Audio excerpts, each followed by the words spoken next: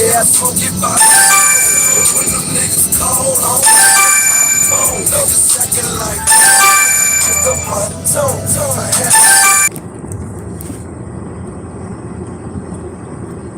Happy Sunday, man. Yeah, and to all the broke niggas say y'all get on in here. Say, boy, these niggas be, they some lying motherfucker. Say, listen, this is what I just want to say to the people. Nigga, if they had any kind of paperwork on me, they'll let y'all read it. They ain't gonna hold it back here. They gonna let y'all see, look, he said this, he said, matter of fact, they would have gave it to CamCapone so they can scan it. Yeah.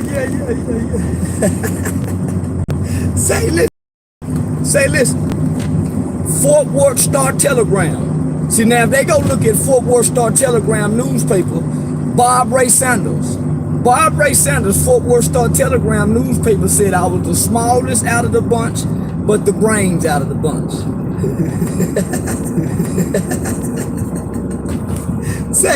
They say they got the police report, but they won't show nobody. Man, you know they gonna say word for word. They gonna tell you word for word. They gonna say, look, he said right here. They gonna highlight it and they gonna give it to all the blogs. You know that's what they gonna do if they really had some real paperwork. But they say them old niggas reaching like a motherfucker. Boy, I ain't bullshit. Y'all ride with me. I ran the streets saying rabbits on my Say, go get the Supreme Court documents. That's all like, it's online right now. Matter of fact, I'm gonna put it up for you. I'm blowing good, yeah, I smoke it by the soul.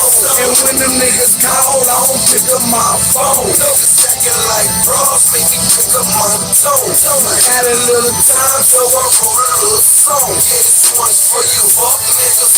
Fuck niggas, yeah, I'm talking about them fuck niggas. Them fuck niggas, yeah, this one's for you, fuck niggas. Them fuck niggas, yeah, I'm talking about them fuck niggas. Whole niggas, OG empty pocket.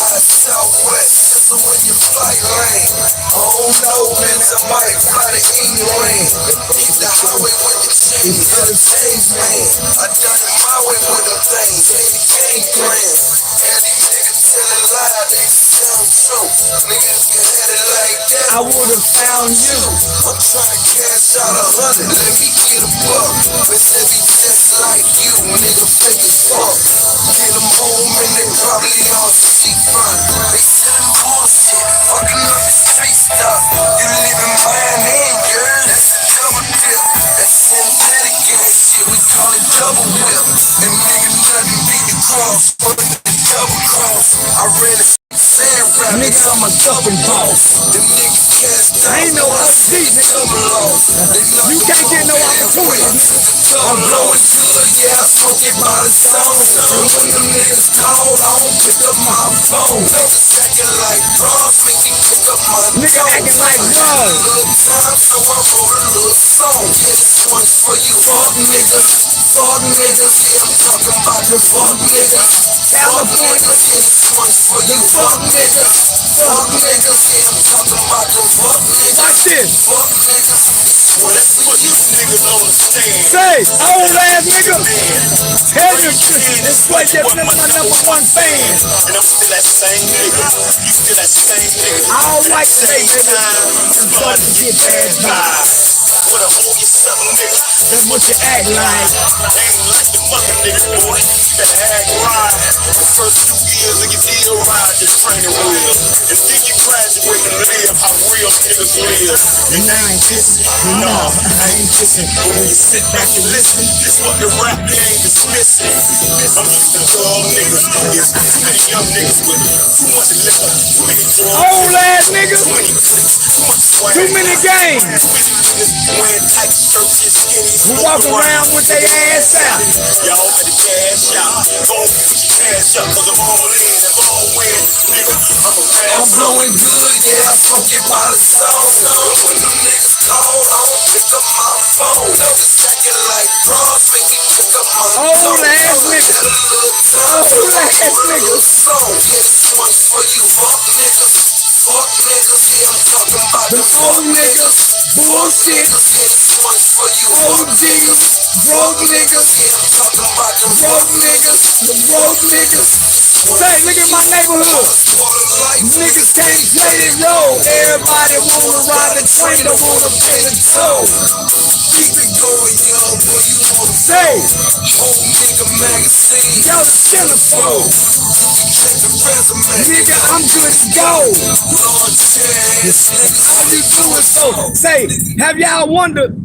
Have y'all wondered? Ain't they can't get nobody in Texas to co-sign this shit? They can't get nobody in Texas to co-sign this shit. Why ain't nobody in Texas talking on these platforms? Because they can go viral. And why they can't get nobody from around here to co-sign this shit? Nobody from Juvenile with me. But why they won't show the paperwork? Say, Paru ass nigga. Say, we call you OG Empty Pockets around these parts. A 70-year-old nigga talking about something 30 years ago. Nigga, I was 14 years old. That nigga talking about when I was 14. I'm 44 now. That nigga talking about something. Say, what you doing right now? Boy, look at these pretty bricks where I'm at. Say, nigga, I'm somewhere where the end of the neighborhood say ranch. Yeah, the end of the neighborhood say ranch. Say OG Empty Pockets. Say OG has been. Say OG used to be. OG can't get right. Say, listen, OG Park Bandit. Yeah, Park Ranger. Yeah, them niggas that went from Pyru to Park Ranger. Say, Mr. OG Park Ranger.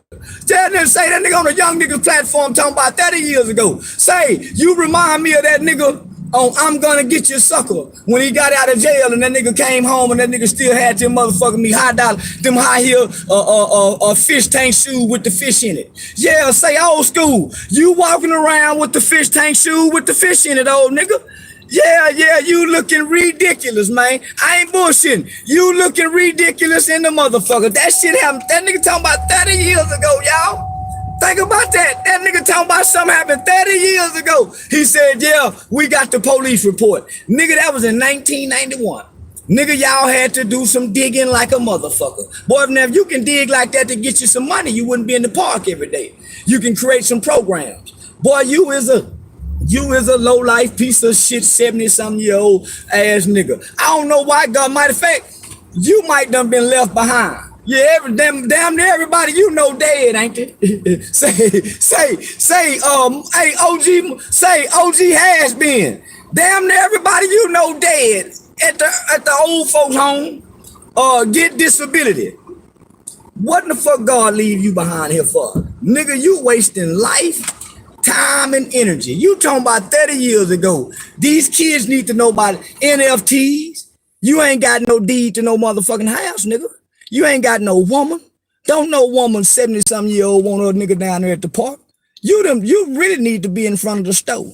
Yeah, you need to be in front of the store, nigga, where the rest of them drunk ass nigga hang out asking for change.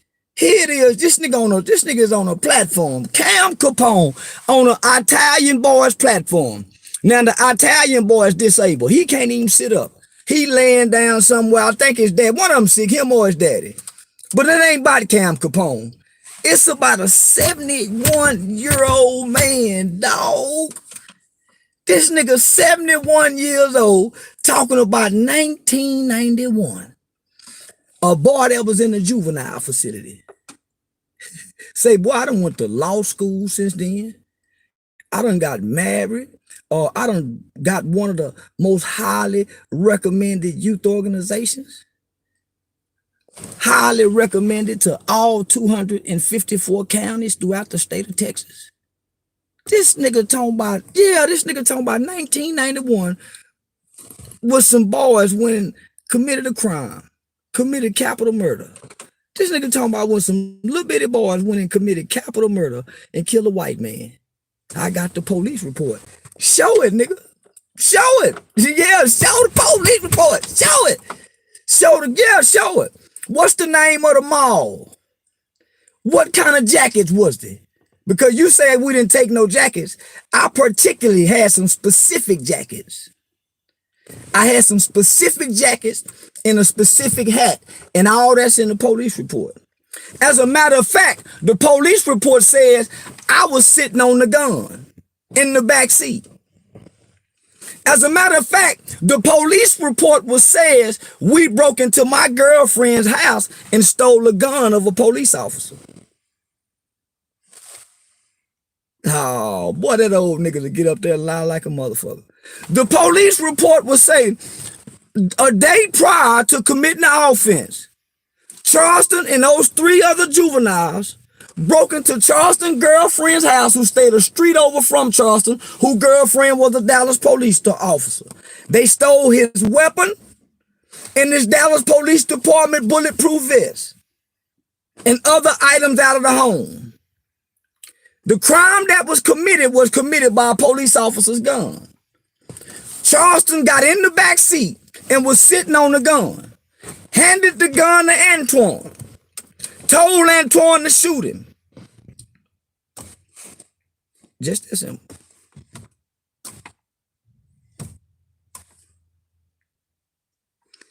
71-year-old. 71 years old on the internet fabricating, then do the papers like this here. Hold on. This is safe. And then do the paper like this here. I got the paperwork. I got the paperwork right here. It says, and I mean, he gives it a narrative. He said he was scared. The Fort Worth Star Telegram. That's open records. Why they won't get the Fort Worth Star Telegram papers? It says it. Smallest of the bunch, but the brains out the bunch. They holding it back like this here. They didn't even type paperwork like that back in 91. 1991, y'all. 30 years ago, a juvenile police report. Then they say at 21. Man, they making up shit. So are you giving him the 50,000? Let us see the paperwork. We ain't showed no paperwork. You can't say, hey, I got his birth certificate right here. Let us see. Do this here. Yeah, now let us see so we can read it. Ain't none of us read it. 71 years old. The 50,000. Now let's go back and look at the video now. He said I was punked in the juvenile facility. I said I got 50,000. They can't prove it.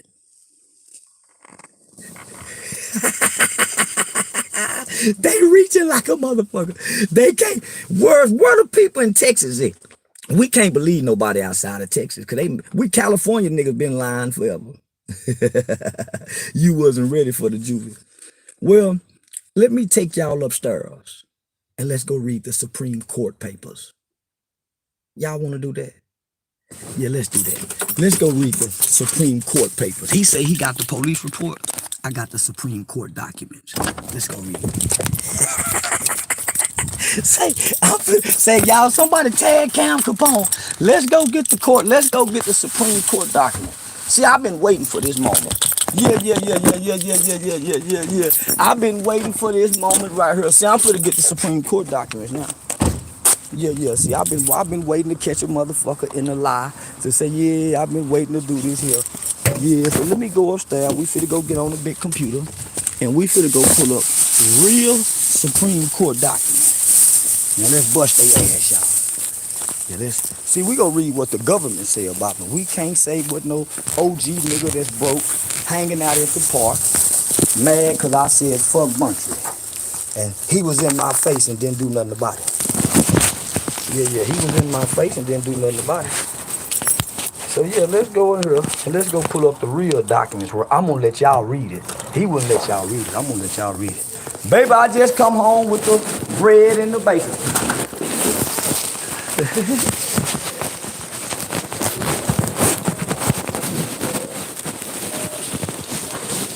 Here you go, my love. Yeah, I got to go up for real. I got a 71-year-old man, your dad. This nigga your dad age, baby. Talking about something 30 years ago.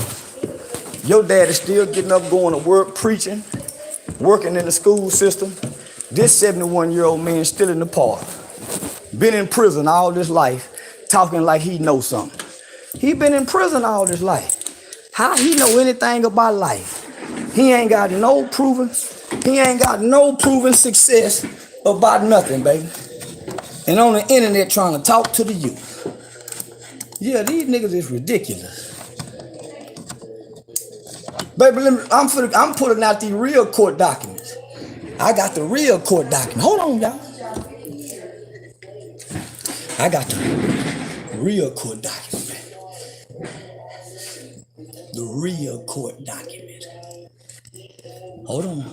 I'm finna bust their head over. Can y'all read? Cause I'm gonna let y'all read. He wouldn't let y'all read.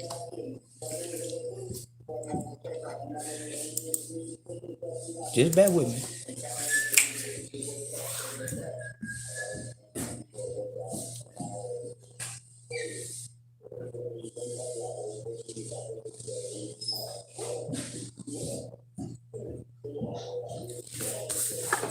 Now you can't hold the papers back and say, hey, I got this court paper. I got the police report right here.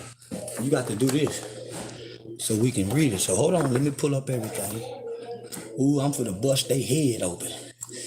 Ooh, put it in him. Put it in that old nigga. Ooh. He finna look silly. He finna look silly, y'all.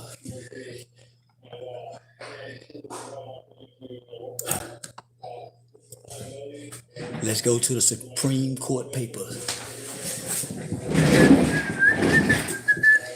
Let's go to the Supreme Court papers.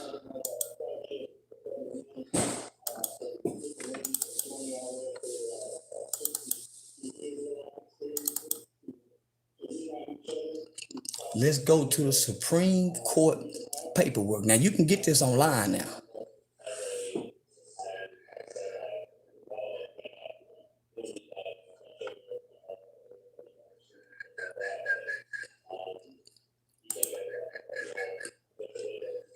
Hold on. You can get this online now. Type in Charleston White, hyped about hype. I'm finna show you. Hold on, I'm finna show you everything. It's called Amicus Brief. So I'm finna download it right now. So boom, here we go. There we go right there, y'all. Y'all see that? That's the court. That's the court number right there.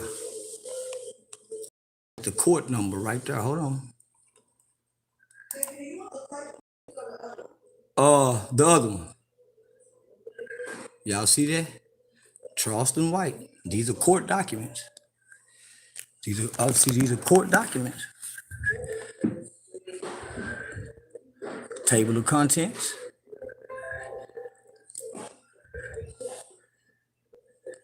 Oh yeah. Y'all see that? Charleston White. The life stories of formerly incarcerated youth show that youthful offenders are capable of rehabilitation. Hold on, let me keep going.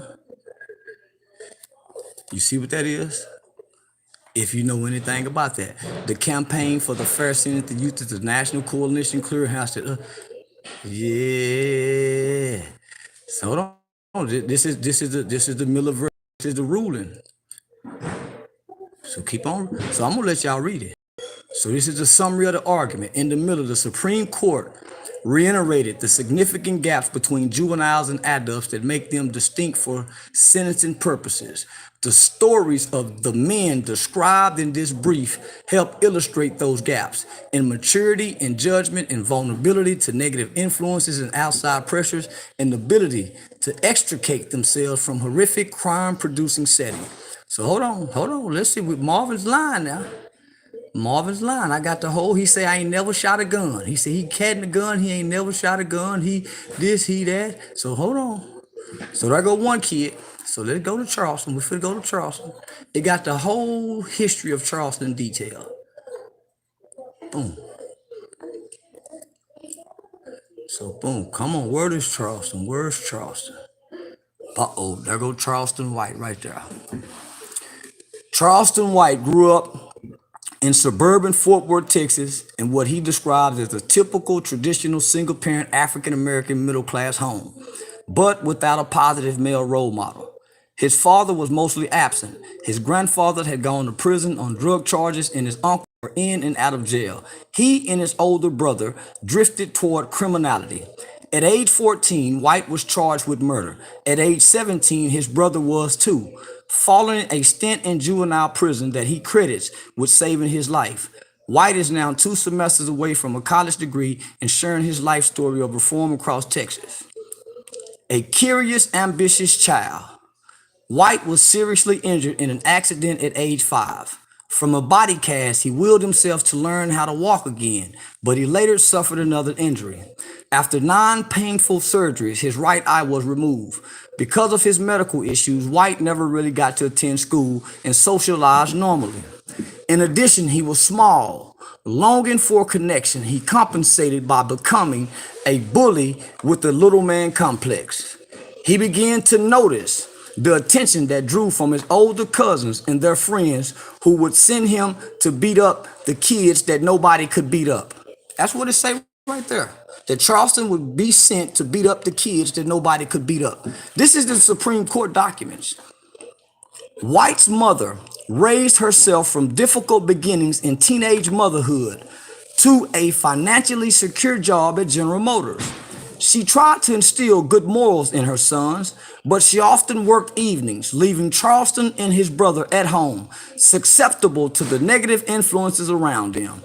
I watched every man in my family go to prison, White says. My friends, dads, my friends' brothers, all these men in my community, and no one ever came back and told me anything bad about it. It brainwashed me to believe that going to prison was what made you a man. Even though my mother was saying, if you don't go to school, you have to go to work. My mother could say what she wanted, but I found my identity in the streets. At age 12, White learned how to sell drugs, and by the time he was 14, he was running away from home, stealing cars, snatching purses, and breaking into houses. But as a small, articulate, innocent-looking kid, he was able to escape serious consequences. Just before his 14th birthday, he received a year of probation for shooting at 2 men who hurled a racial slur at him and a friend in a restaurant parking lot. Now we're gonna stop right there.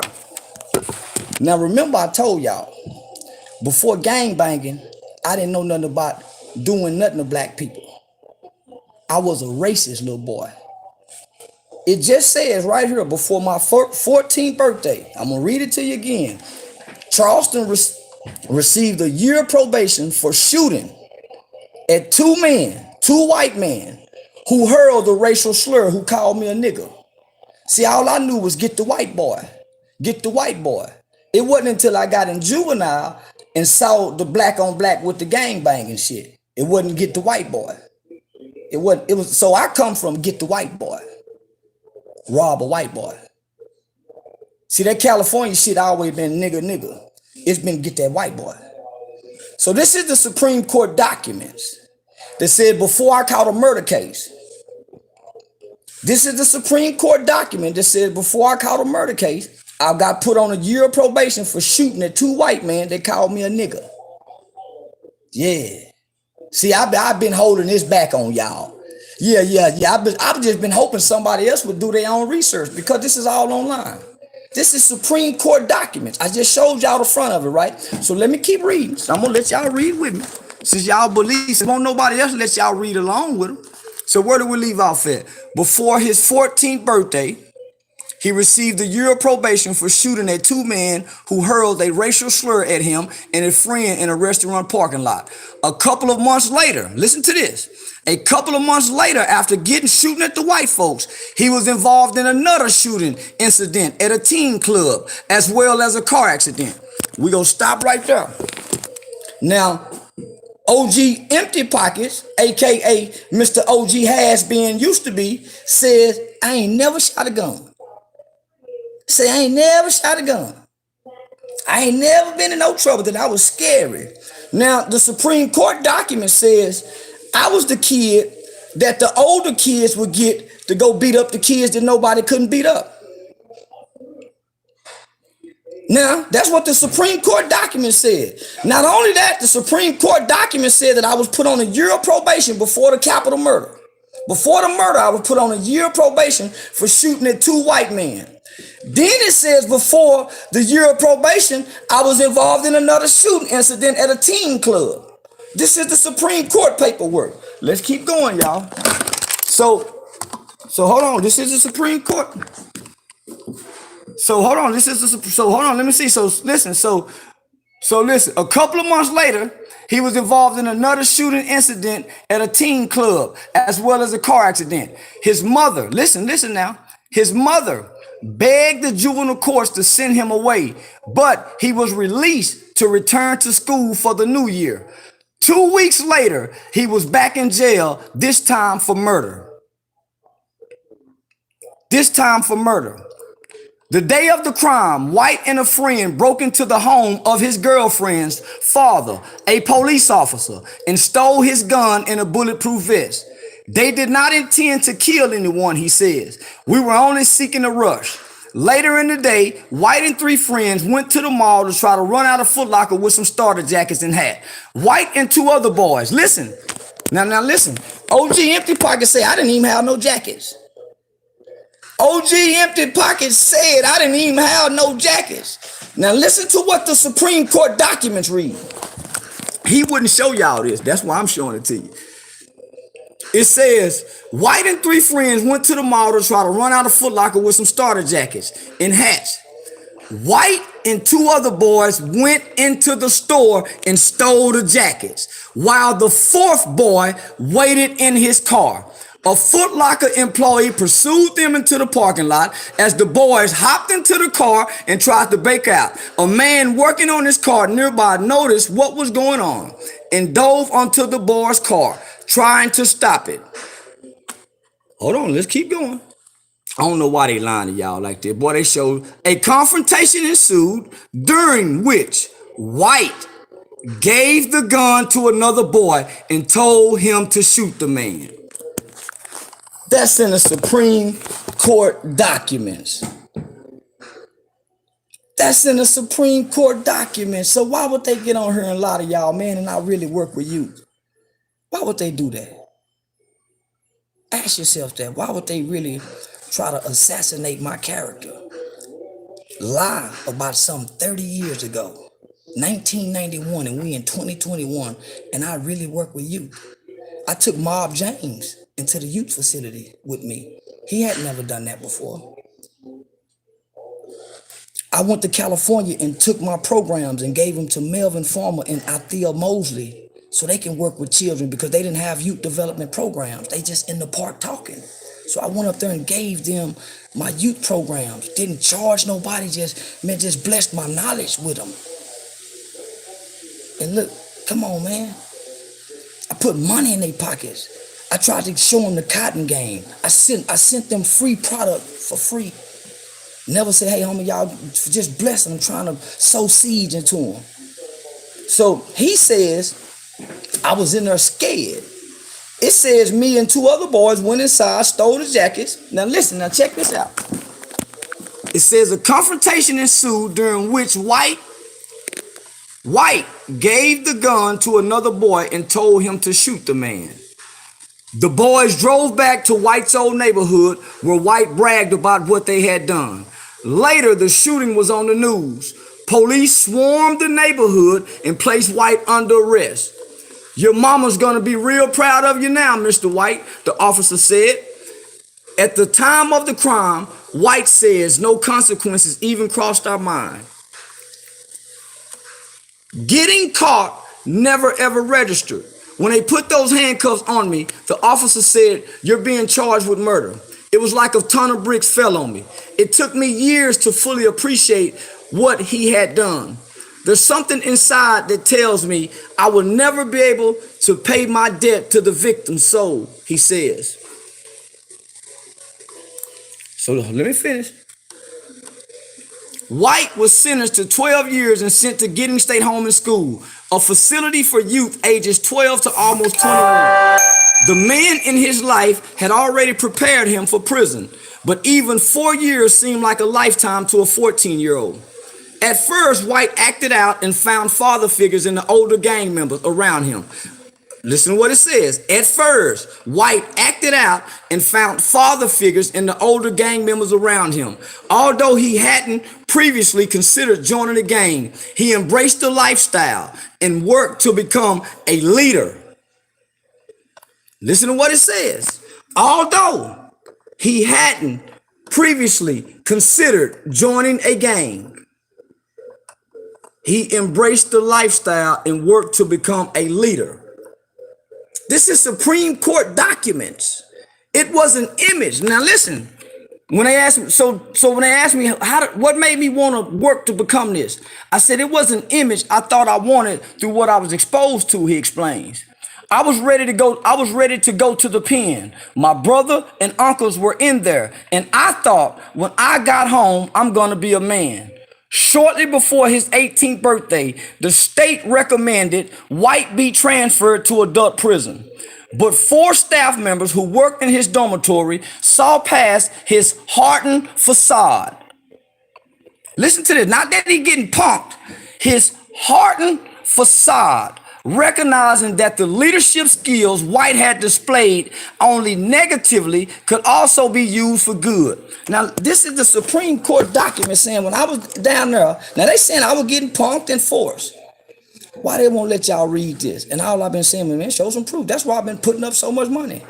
Because I know they ain't got no proof.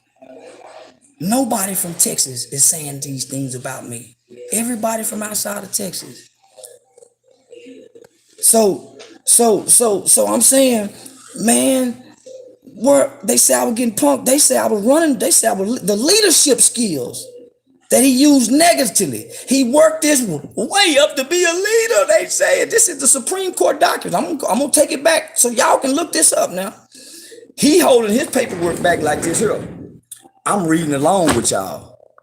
This is most recent. This is in 2016. This is Supreme Court paperwork. So they couldn't have compiled all the stuff. Oh man, they didn't want to do this for y'all. So hold on, where we Steve out at? Okay, well hold on, let me go back. Where we leave off at, y'all? So what it says, but 4 staff members who worked in his dormitory saw past his hardened facade, recognizing that the leadership skills White had displayed only negatively could also be used for good, like what he's doing today. They told the judge that despite White's record, he had the potential to be somebody and change for the better if only they had more time with him. Based on that, the judge went against the state recommendation and allowed White to remain in the youth home. So, despite my record, these people saying, John, despite his record, I know what he looked like. Despite his record. This is what it says right here. It says, recognizing that the leadership skills White had displayed negatively. So if I'm getting punked and they scaring me, man, these are people that work for the state and they went against the state. These are the people, these are correctional officers who work for the state. The state is recommending I go to prison. And these people went against the state. Some of them lost their jobs.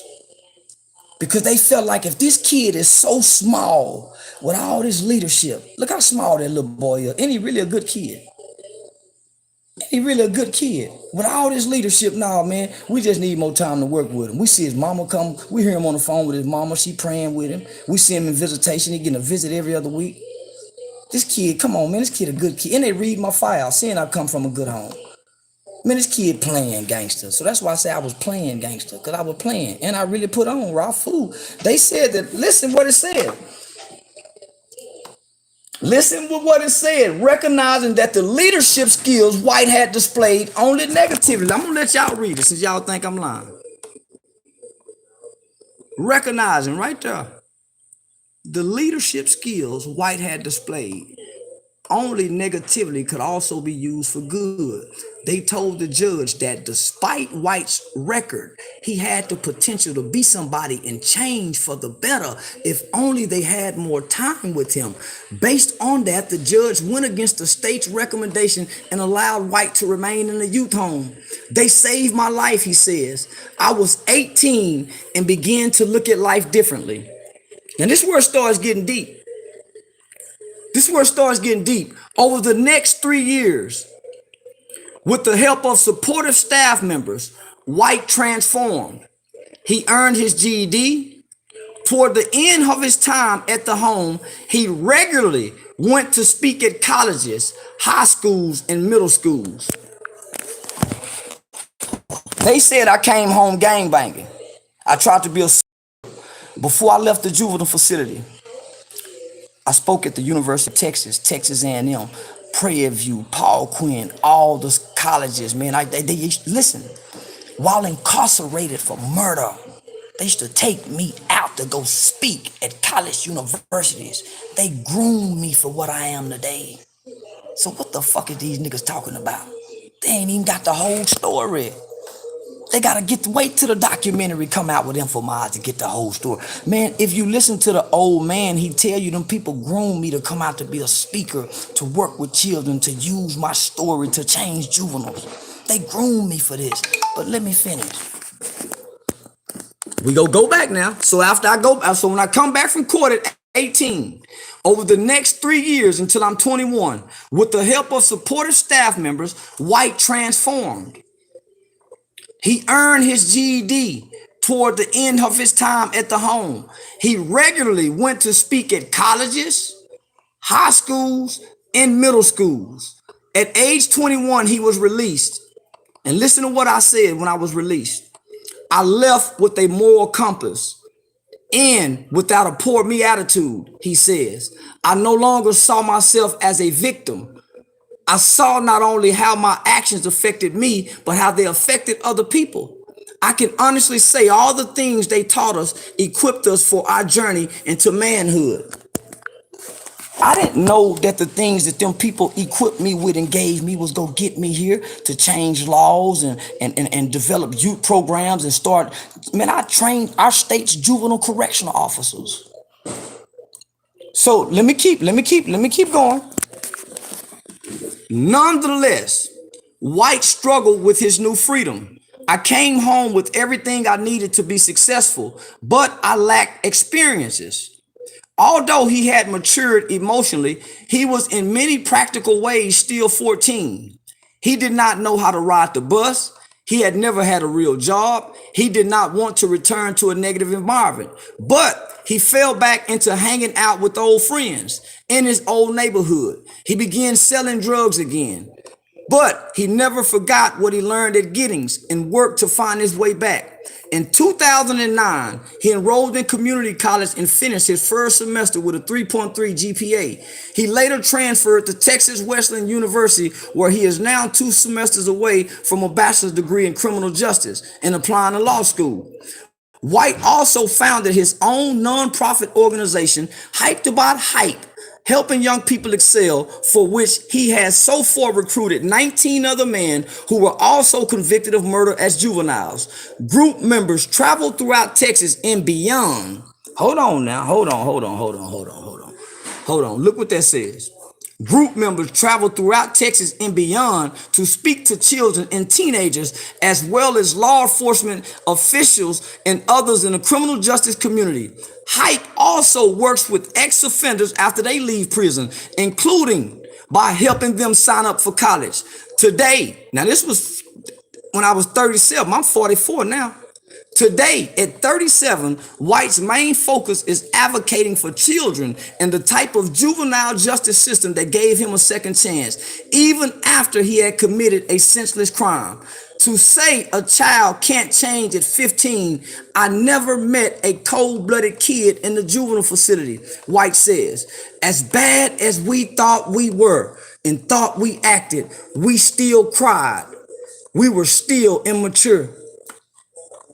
Let me finish now. I ain't finished. There's not just my story, he says. There are so many stories. I want to share my message with 19 other guys behind me saying, now, Anthony Dewberry is one of those 19 guys, by the way. We know what we did. And we understand we have an obligation now to help prevent this from happening again. If we like to pride ourselves, this is what I'm saying to the Supreme Court. If we like to pride ourselves on being a Christian nation, at some point, we as a society have to stand behind the word redemption because it's possible, and I'm a living testament to it.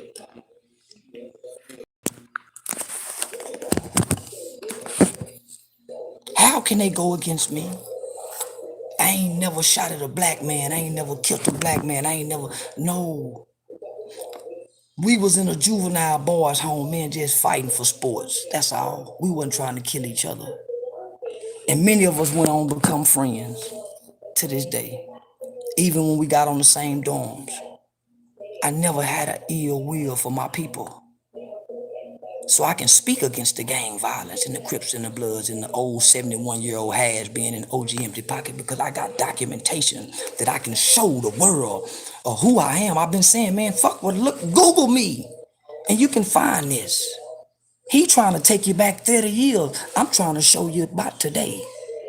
But what I'm showing you today got the 30 years in there because it's the whole backstory. He just trying to tell you part of the story. He don't want to tell you the end of the story, how I rised and elevated from 14 years old. Beautiful wife, children in my home. And I wake up every day with a beautiful wife showing the world I'm really the new Cosby Show on the internet. Husband, wife, kids. So let me finish. So that was part D of this Supreme Court documents.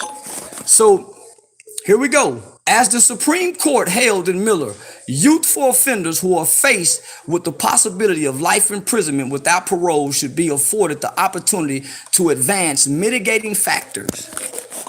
Now, you always hear me say I'm a mitigation specialist. I'm the one to come in and help the lawyer and the courts produce the mitigating factors. That's where I get those terms from. Let me finish. Mitigating factors to lesser, let me say it again, youthful offenders who are faced with the possibility of life imprisonment without parole should be afforded the opportunity to advance mitigating factors.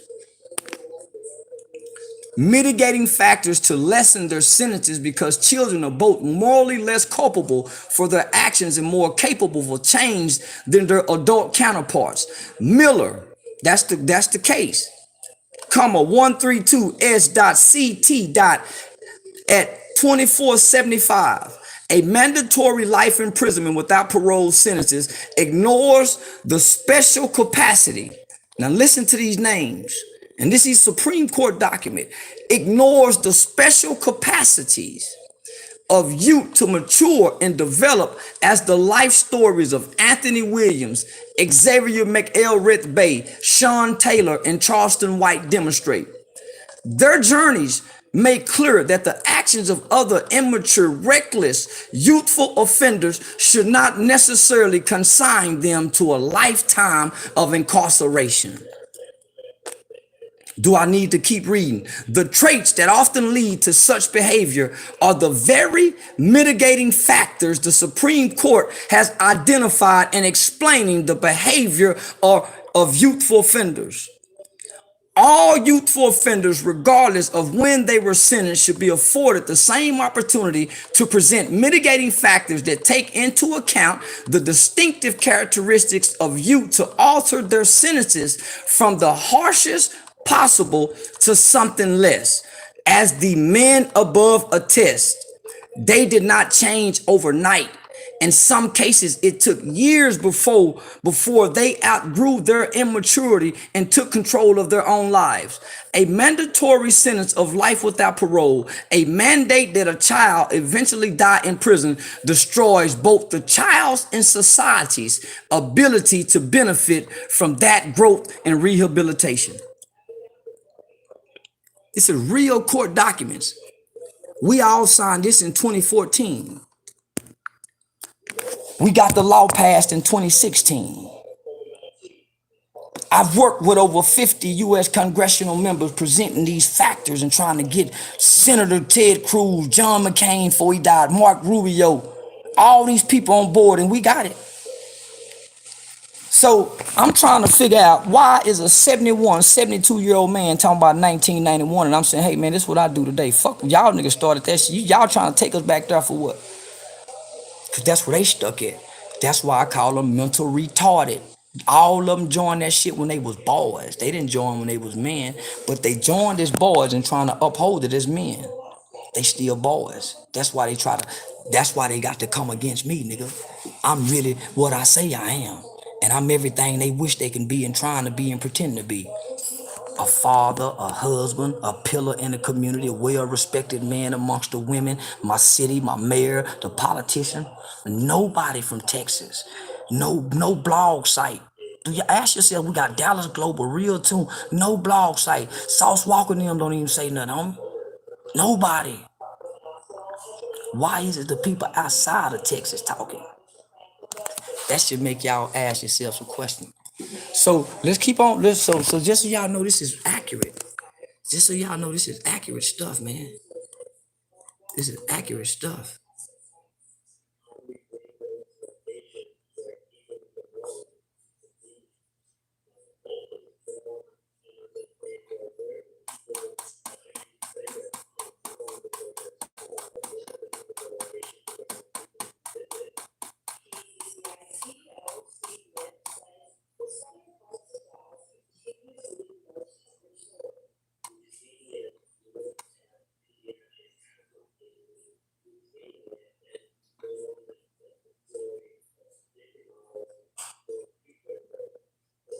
So y'all know this is accurate stuff.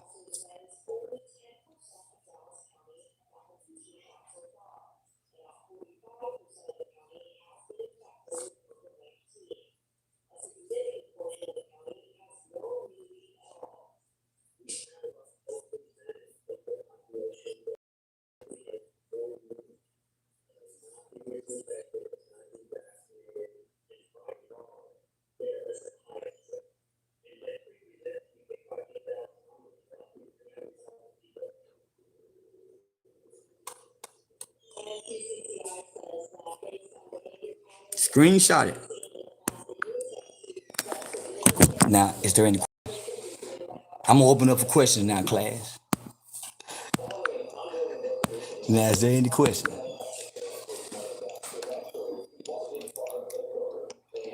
How much the guest speak for high-risk youth in California? Uh, man, I don't charge to come speak to kids, man. But you just gotta pay for my travel fee. But now I don't charge to come speak to kids. No, I ain't got no fee to come talk to kids. But yeah, so what you're asking me is what my honorarium fee is. So my honorarium fee, man, is just what it costs to cover the travel, the hotel, and my food stipends. But yeah, other than that, nah, I ain't charging to come talk to kids. I got you. But yeah, nah. So listen, so this is real court documents. So here go the court case right there. There go the court case number right there.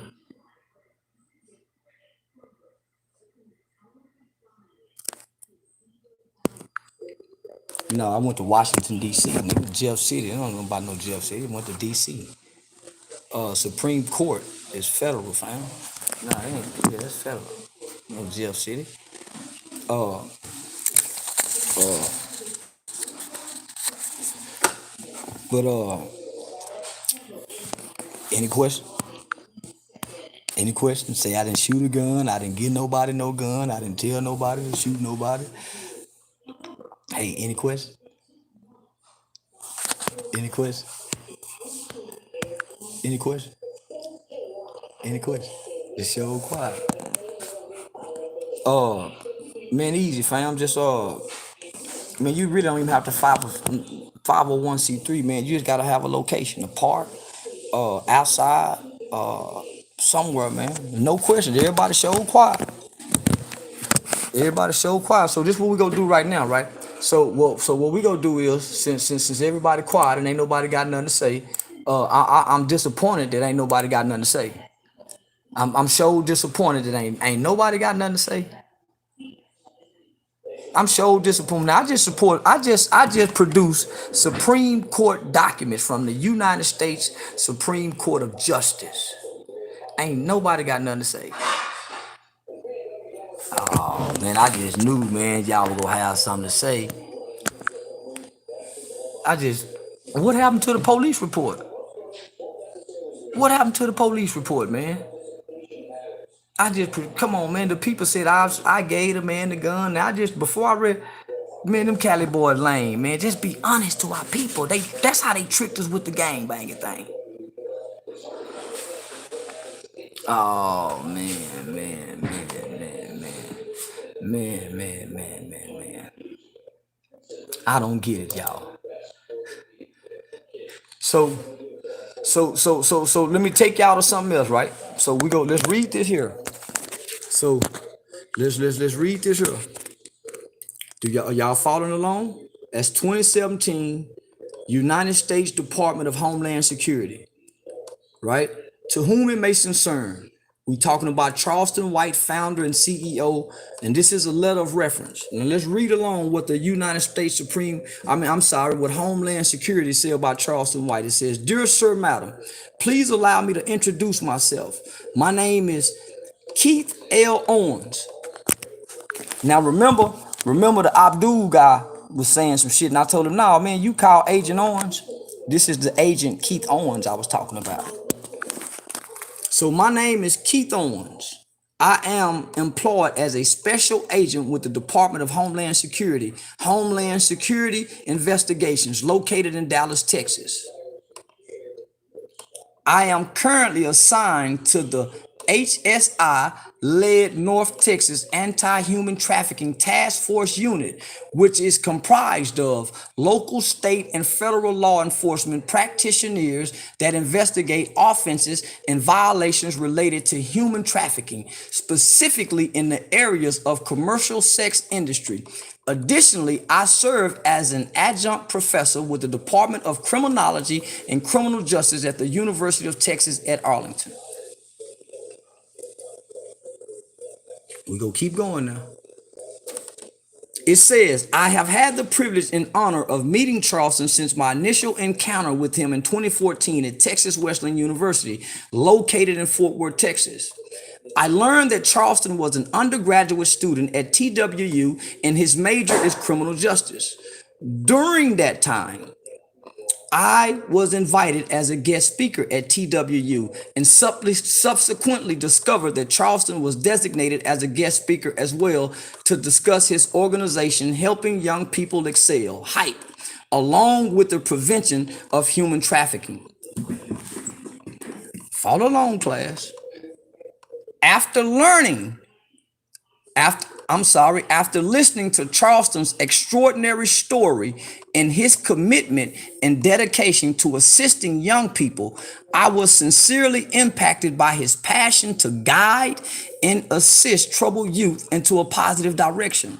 With that being said, I was so impressed by Charleston's own experiences within the juvenile justice system and the challenges he overcame. I subsequently invited him to attend and speak at, listen to this, and this was I was paid to do this, invited him to attend and speak at an advanced human trafficking class for law enforcement practitioners at Eastfield College Police Training Academy, located in Mesquite, Texas. This course is extremely important to first responders, police officers in addressing and triaging victims of human trafficking. As a result of Charleston's life experiences while growing up in an urban community where crime was consistently present, he effectively provided his extensive knowledge and insight regarding possible indications of commercial sex trafficking. Charleston received very high marks resulting from the course's survey. We're going to keep going now. This is from the U.S. Department of Homeland Security. Again, I called upon Charleston to speak with my students at an ethics and criminal justice undergraduate class that I teach at UTA. Charleston superbly delivered a passionate speech about the dilemmas and daunting challenges that he had undergone alone, and eloquently spoke about what minor youths may be negatively exposed to within the juvenile justice system. My students were completely engaged during Charleston's presentation and learned a great deal from him. My students truly appreciated his story and ideologies related to his interaction with law enforcement, the court system, and the state of Texas Department of Correction. Charleston received high ratings from my undergraduate students, and he proved to be the best guest speaker presenter that I hosted while instructing that class. In my humble opinion, Charleston augments his theoretical perspective and applied practical application by being a helpful voice of those juveniles who may be coping with difficulties in life. It is with great honor that I write this letter of reference on behalf of Charleston White. I am confident that Charleston will perform his role as an advocate to champion and assist troubled youth within our society.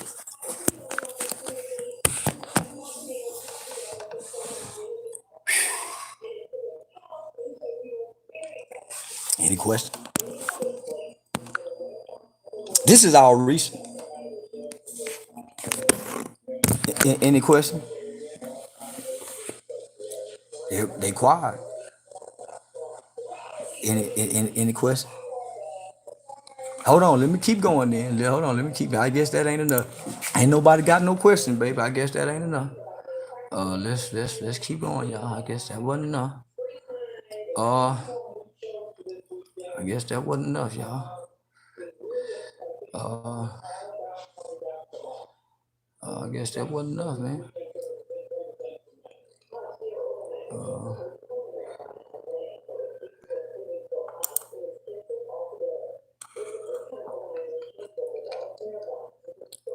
Ain't nobody got nothing to say. Ain't nobody got nothing to say. Nothing. Nobody got nothing to say. Nothing. Man, I just knew somebody had something to say, man. Ain't nobody got nothing to say. Man, ain't nobody got nothing to say.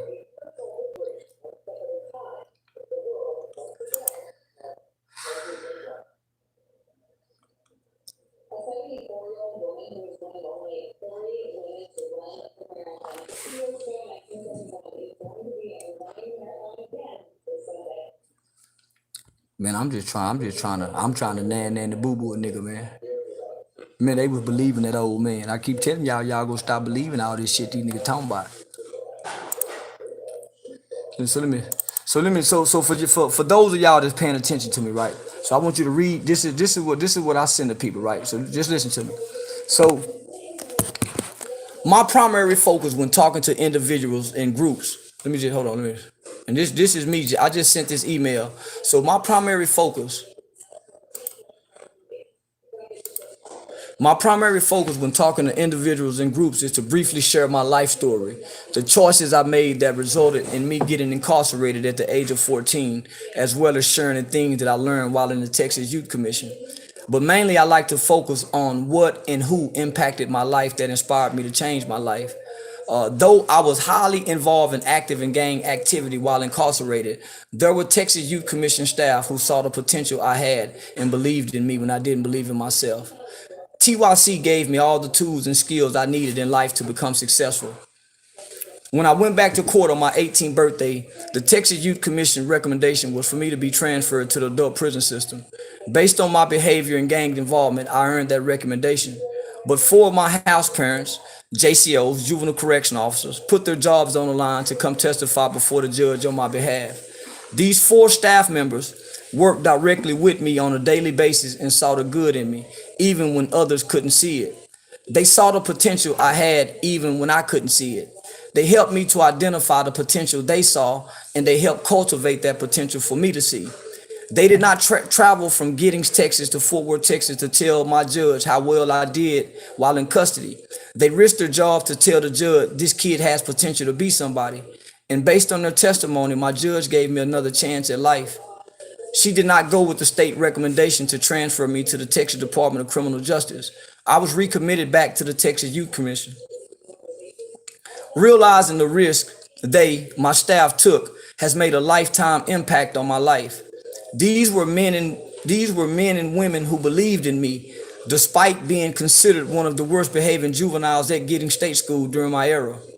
I began to take notice of the things, my potential, they saw in me. From that point on, my life began to change. Because of TYC staff, its programs, the volunteers, the teachers, the psychologists, the caseworkers, and my mother, I am who I am today. I am a loving father of 2 beautiful children. I am a husband, a pre-law student at a prestigious college university with less than 35 credit hours to graduate. I haven't been to prison, nor do I have any felony convictions. I am a pillar in my community and active in my church. I founded a nonprofit organization called Hyped About Hype Youth Outreach. HYPE is an acronym for helping young people excel. 25 years later, I still speak to those staff on a regular basis. My story gives hope to those who've lost hope. I believe my story gives inspiration to victims and their families that even the worst individual can change their life and make a difference in society. I believe my story encourages community leaders, politicians, police officers, correctional officers, probation officers, etc., that they could make a difference in someone's life. Because of my experiences and my time spent in the Texas Youth Commission, I have grown through life with the skills and ability to overcome every obstacle I've ever been faced with in life. Someone believed in me when I saw no good in me. Someone cared for me when I cared for no one. Someone reached out to me when I shut everyone out. So my message to your staff and everyone who hears my story is to have faith in what you do and never lose hope in your ability to reach a young person's life. I've always heard staff members say, if I can just reach one kid, then I've done my job. Well, I was that one. So that's why I'm so passionate. So man, when I sit back and I look at these old niggas, see right now I'm out of character. I come to the internet, man, because when I was talking like this, man, I was broke, struggling, but I was still doing the work. So I made a lot of sacrifices, right? Sacrifice time with my kids, sacrifice my own money. But when you fully begin walking in purpose, it don't be about sacrifices. You begin operating out of complete obedience. So you do it even when you don't want to do it. So that's the point and level where I got to. So in the process of me doing this, they tried to shame me. He is community act. Remember the headlines on World Star when I went viral says community activist snitches on Crips and Bloods. That's what made me go viral. Community activist snitches on. At first it said man, then they changed it up to community activist snitches on the Harvey Street Crips.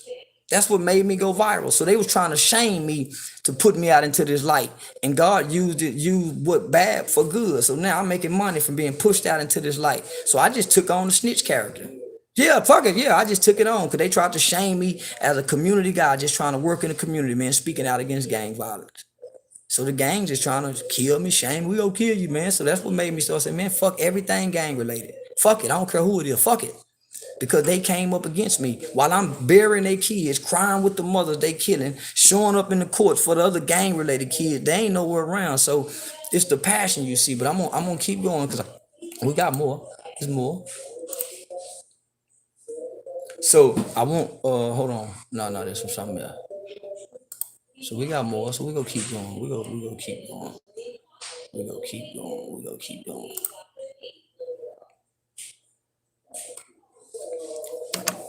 So let me see. How can I edit?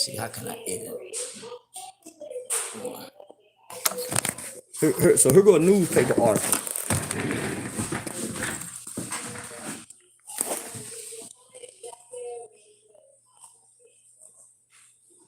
These are recent newspaper articles. So look what it says. How can I flip this around? Download it.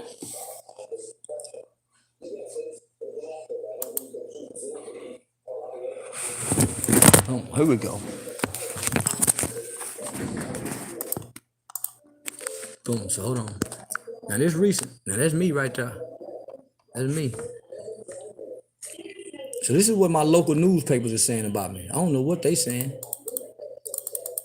So last weekend, I was surrounded by 5 ex-offenders, all admittedly former hardcore, locked up for a total of 7 years, all arrested as teenagers, 4 for crimes that involved murder, and 4 of them got to know each other when served time in the Texas Youth Commission, the detention facility. I was in no danger. These guys, all former gang members, just wanted to talk, and they have a plan for how they help young people stay out of trouble. One of them, listen, hold on now. One of them, this is the part they don't want to show you, man. This is what the newspaper writing. One of them, Charleston White. So how long I told y'all I've been doing this? 10 years. So I'm 44 now. So I was this when they first 34. I had profiled in a series of columns in 2003. So I committed my crime in 1991. They were still writing about me in 2003. Those columns told about his, look what that says. Those columns told about his leading 3 teenage buddies. Me, it says that I led 3 teenage buddies to an Arlington mall to shoplift. When they ran out of the store, chased by a clerk, later confronted by another man on the parking lot, the teenager waited in a getaway car, shot and killed the newlywed Samaritan who tried to shop. White, who was 14 at the time of the slaying, was sentenced to Texas Youth Commission, where he stayed until just before his 21st birthday. His co-defendants was tried as adults. And sentenced to long prison term. While White was at TYC, his 17-year-old brother was convicted of another murder and given a 99-year prison sentence. Hold on, we're gonna keep going. A 99 today. Now this is we talking about today. Them old niggas still talking about yesterday. So it says today, White is the father of a 8-year-old son and a 3-year-old daughter, and he just completed his first semester at Texas Wesleyan University, majoring in criminal justice. The other man White introduced was Henry Hughes, recently released after serving 20 years for murder, 3 robberies, and aggravated assault, crimes committed when he was 13 years. Donnell Roan, who was 14 when he was involved in a Grand Prairie robbery in 1993, in which his co-defendant shot and killed a man. He was sentenced to 35 years, but was released after 5 years in TYC. Miguel Mall served his full 19-year sentence for robbery and aggravated robbery. Anthony Dewberry was 15. Anthony Dewberry was 15 when a friend got into an altercation in a club and was hit in the head with the gun. Outside, Dewberry, now 34, shot his friend's assailant. He was sentenced to 28 years in prison and released on parole in 2010 after serving 19 years. Now, they even lied and said Dewberry robbed an old person or something. Now, the newspaper say Dewberry killed somebody at a club that hit his friend in the head with a gun, which is our friend Patrick Weatherall. You see how these niggas just on here lying? I got the document. These are the receipts, though. So let's keep reading. Where we leave off at, y'all? So Dewberry was sentenced to 28 years in prison and released on parole in 2010 after serving 19 years. White, who proudly finished the semester last week with 2 A's and a B, said that during the early 1990s, many young black men with no fathers in their lives, a lack of positive role models, and negative peer influences were committing heinous crimes. I spent 19 years, 2 months, and 6 days of my life over some chump change, said Mall, who graduated with honors from Tarrant County College and is enrolled at Wesleyan with White. When asked why he committed the crime, Mall said, "I wasn't thinking. Stupid, greedy. My decision-making process was not developed." Hughes, who works at a discount department store, echoes those sentiments. "I was a stupid young kid out of control." These men want to be examples for others, hoping to make a difference now that they're out of prison. Dewberry is an electrician at an area hospital, and Rome works in construction. My message is to help out the youth, to show them that there's a different way, Dewberry said. They glamorize our lives. Y'all, this is what Dewberry said. They glamorize our lives and they don't have the knowledge of the institutions. The men want to do what white has been trying to do. Listen to what they're saying. The men, listen to what they're saying. These men, they had just come home from prison, by the way. The men want to do what white has been trying to do for a while. They like to go to schools, institutions, and groups and talk to youngsters about the real effects of gangster life to provide a contrast. To what young people see in movies and on television or hear about in rap songs. You see what we're trying? That was 10 years ago that we had this. I've been doing this for 10 years. I haven't stopped since this article. I haven't stopped. I haven't taken a break or none of that, man. To provide a contrast to what young people see in movies and on television or hear about in rap songs. The men realize that with their background, some organizations may not want them, but White has drafted a letter to a juvenile court judge. Listen to what it said I did. It says, but Charleston White has drafted a letter to a juvenile court judges and contacted the offices of State Senator John Whitmire and Royce West, the Texas Juvenile Justice Department in Gidding State School. If they can reach 5 out of 20 kids, they count it as a success. And White believes they might be able to prevent another incident like the one recently where a group of young boys in Dallas killed another one by pushing him in front of a DART train. These men want to help. They should be given a chance. When Bob Ray Sanders wrote this article, that's when the doors opened up. And it's been started ever since then. Dewberry came up with the name Hype. That's where we got Hype from. Me and Dewberry had just come home from prison. You see where we at now, 10 years later? My nigga still with me. See, ain't nobody else I put my nigga on. I stepped up and I brought him up. Every time I step up, I bring him up with me. So we go keep going, y'all. So I just gotta do this. I gotta do this for I gotta do this for y'all, man. I had to do this. I had to, man. Yeah, I had to. Yeah, I had to. Yeah, I had to. Yeah, cause these niggas just on here lying, man. They'll tell y'all anything. And they 71 years old. They 71 years old, man. So hold on. I got more. We ain't through yet. I ain't got more. Well.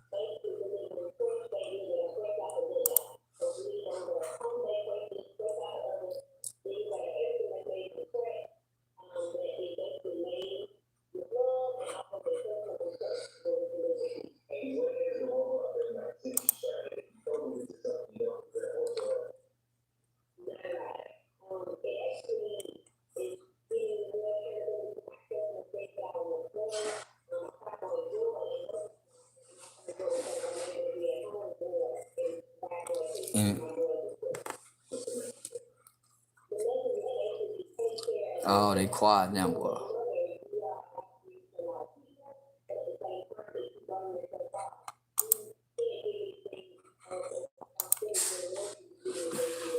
Now I want y'all to see where this is from.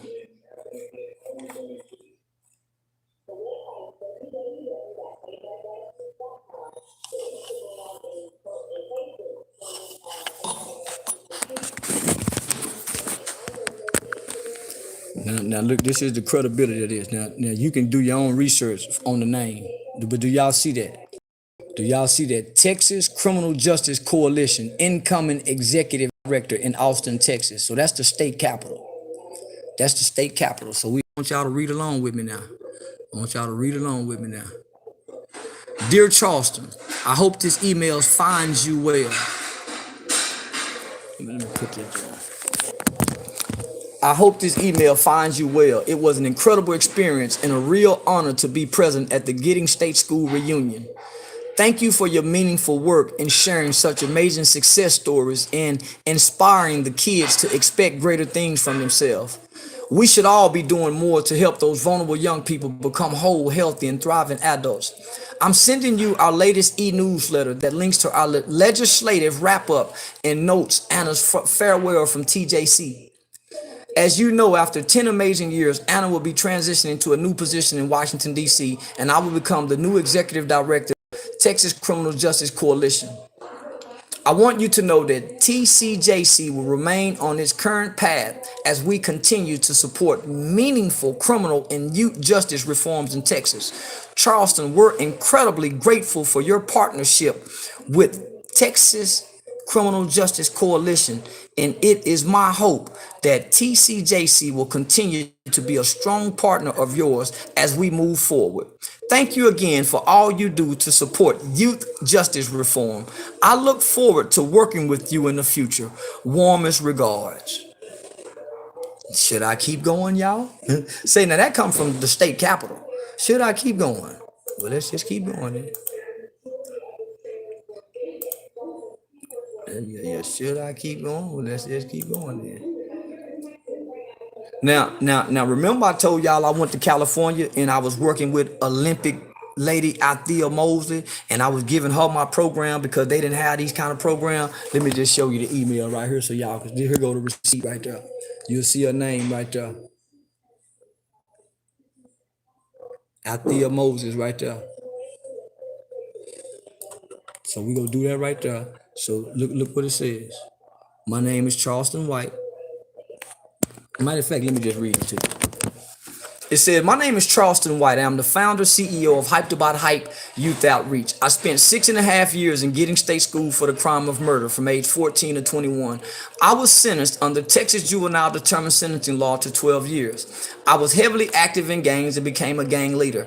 I am now a loving father of 2 beautiful children. Today I have completed 83 degree in criminal justice. I was considered the worst of the worst as a juvenile. However, TYC and its staff gave me all the tools and skills necessary in life for me to be productive and succeed in life. I was incarcerated in TYC from 1991 and 1998. Many of my buddies from that era went on to prison on their 18th birthdays. Most of them have spent 20 or more years incarcerated from age 13 or 14 till now. We were the generation, the 1990s, that impacted tougher laws on juvenile. Today, I travel around the country, mainly throughout the state of Texas, speaking as a motivational speaker and youth advocate. I work closely with the Texas Juvenile Justice Department, teaching Hyped About Hype anti-gang cognitive intervention curriculums. Today, I travel around the country, mainly throughout the state of Texas, speaking as a motivational speaker and youth advocate. I work closely with the Texas Juvenile Justice Department, teaching Hyped About Hype anti-gang cognitive intervention curriculum, training the state's juvenile correctional officers, Texas Juvenile Justice Department volunteer groups, assisting juvenile offenders in reentry. Hold on, let me keep going. Not only do I assist juvenile offenders in reentry, I partner with Fort Worth Police Department Gang Unit. I partner with Texas Criminal Justice Coalition in working on legislation and juvenile justice laws. I facilitate and conduct trainings for county juvenile probation departments. I travel as a keynote speaker for conferences and banquets. I partner with and training presentations with the Department of Homeland Security Human Trafficking Divisions. I'm certified by the state of Texas Attorney General Office to teach the PAPA classes, the Parenting Awareness. I am a part of a national organization called I Can, Incarcerated Children's Advocacy Network, working to abolish extreme sentencing of youth in America. I speak at college universities, public schools, churches, youth organizations, community centers, etc. Hype has a summer program that feeds children breakfast and lunch daily during summer months, as well as take youth on outings, field trips, provide clothing, life skills, education assistance, mentoring, job skills, literacy, financial literacy, and recreation. I operate with the belief that no child is born bad. It is much easier for us to create strong children than it is to repair these old broken men. That's what I said. That's an email. That was to Althea Moses. That was to Olympic winner Althea Moses. So that's when I was in California putting my word out. This what I do. Man, they won't tell the whole truth, man. Let me keep going though. I'm gonna keep going, y'all. Since they won't tell y'all the whole truth, I'm gonna keep going. Man, I just hate they won't tell y'all the whole truth.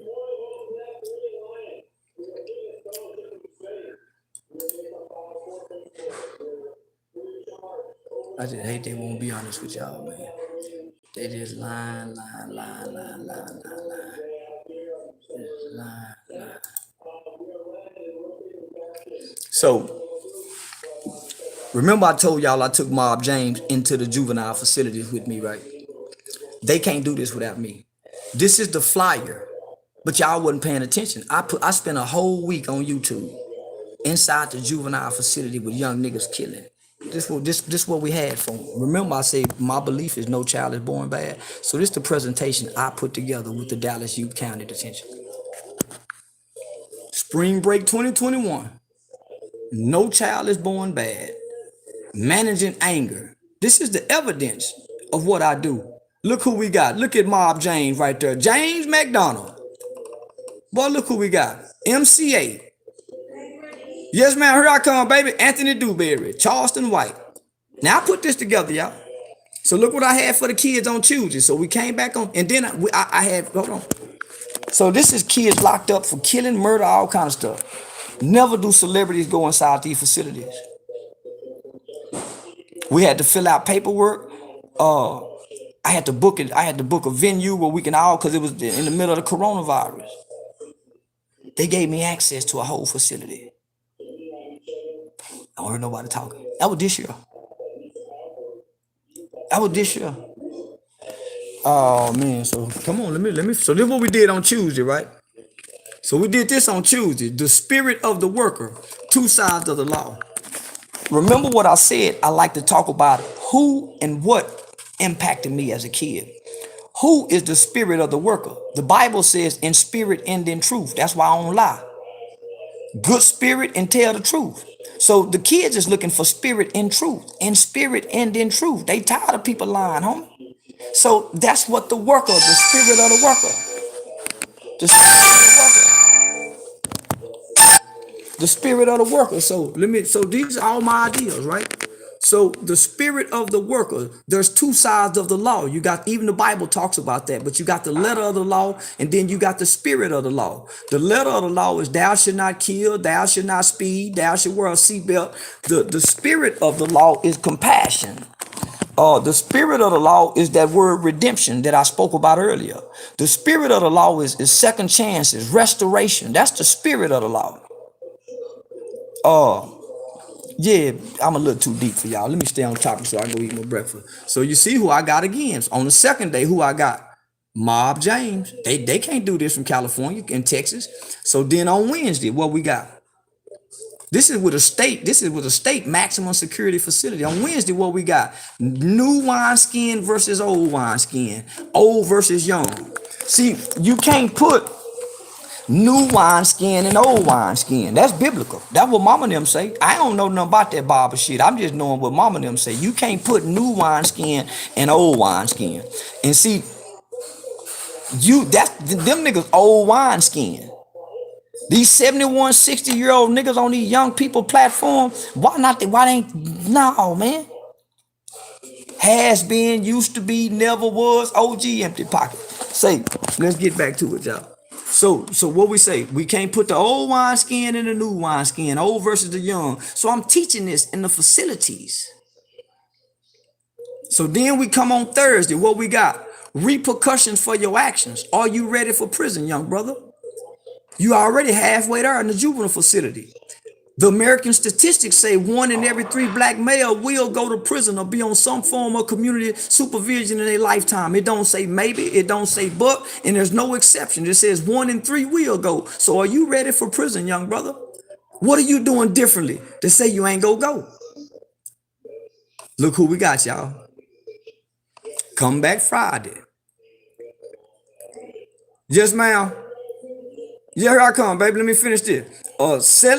Setting future course of actions. Those are goals. Those are aspirations. So not only that, we had FBG Duck, man. We had FBG Duck's mom there, man. Miss Sheena, man, a whole bunch of people had tapped in with us. So, man, what these people talking about? So, this the itinerary we had. Let me show y'all the itinerary. That's the food. So the first day they had movie, chili dog, and we bought all this. We spent our own money for this. My wife pitched me, everybody, man. I had a whole community of people pitch in. This for a lockup juvenile facility for kids who committed a crime, man, who hadn't seen their mother since the coronavirus a whole year.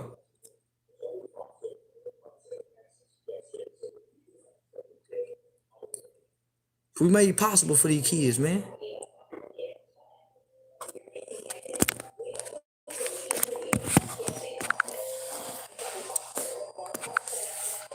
Hold on, hold on.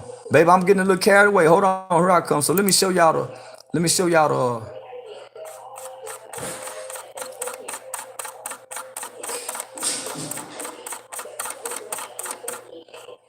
Now remember that anti-gang cognitive intervention program I told y'all I teach at the county probation departments, inside the juvenile facilities, after school programs, alternative schools. Here it is right here. That's the curriculum right there. I created that. It's in its copy.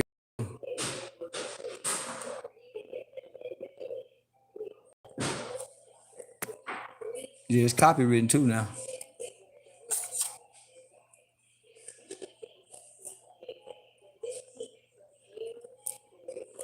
You see the purpose of the curriculum? The purpose of the, let me read it to you. See, this is what I teach. The purpose of the anti-gang cognitive intervention curriculum is to explore the gangster mentality and the lifestyle choices of gang-affiliated children while helping those children identify the destructive thinking patterns that lead to negative consequences. I'm going to break it down again. The purpose of the, and this is the start of the manual, right? Let me show you. See, this is to the facilitator. So this is the start of the manual. So you see the copyrights and all that, right?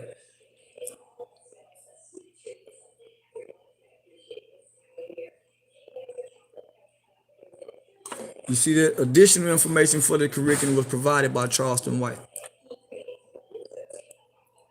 So boom. So this is when I tell people, man, I got programmed for you to give your kids.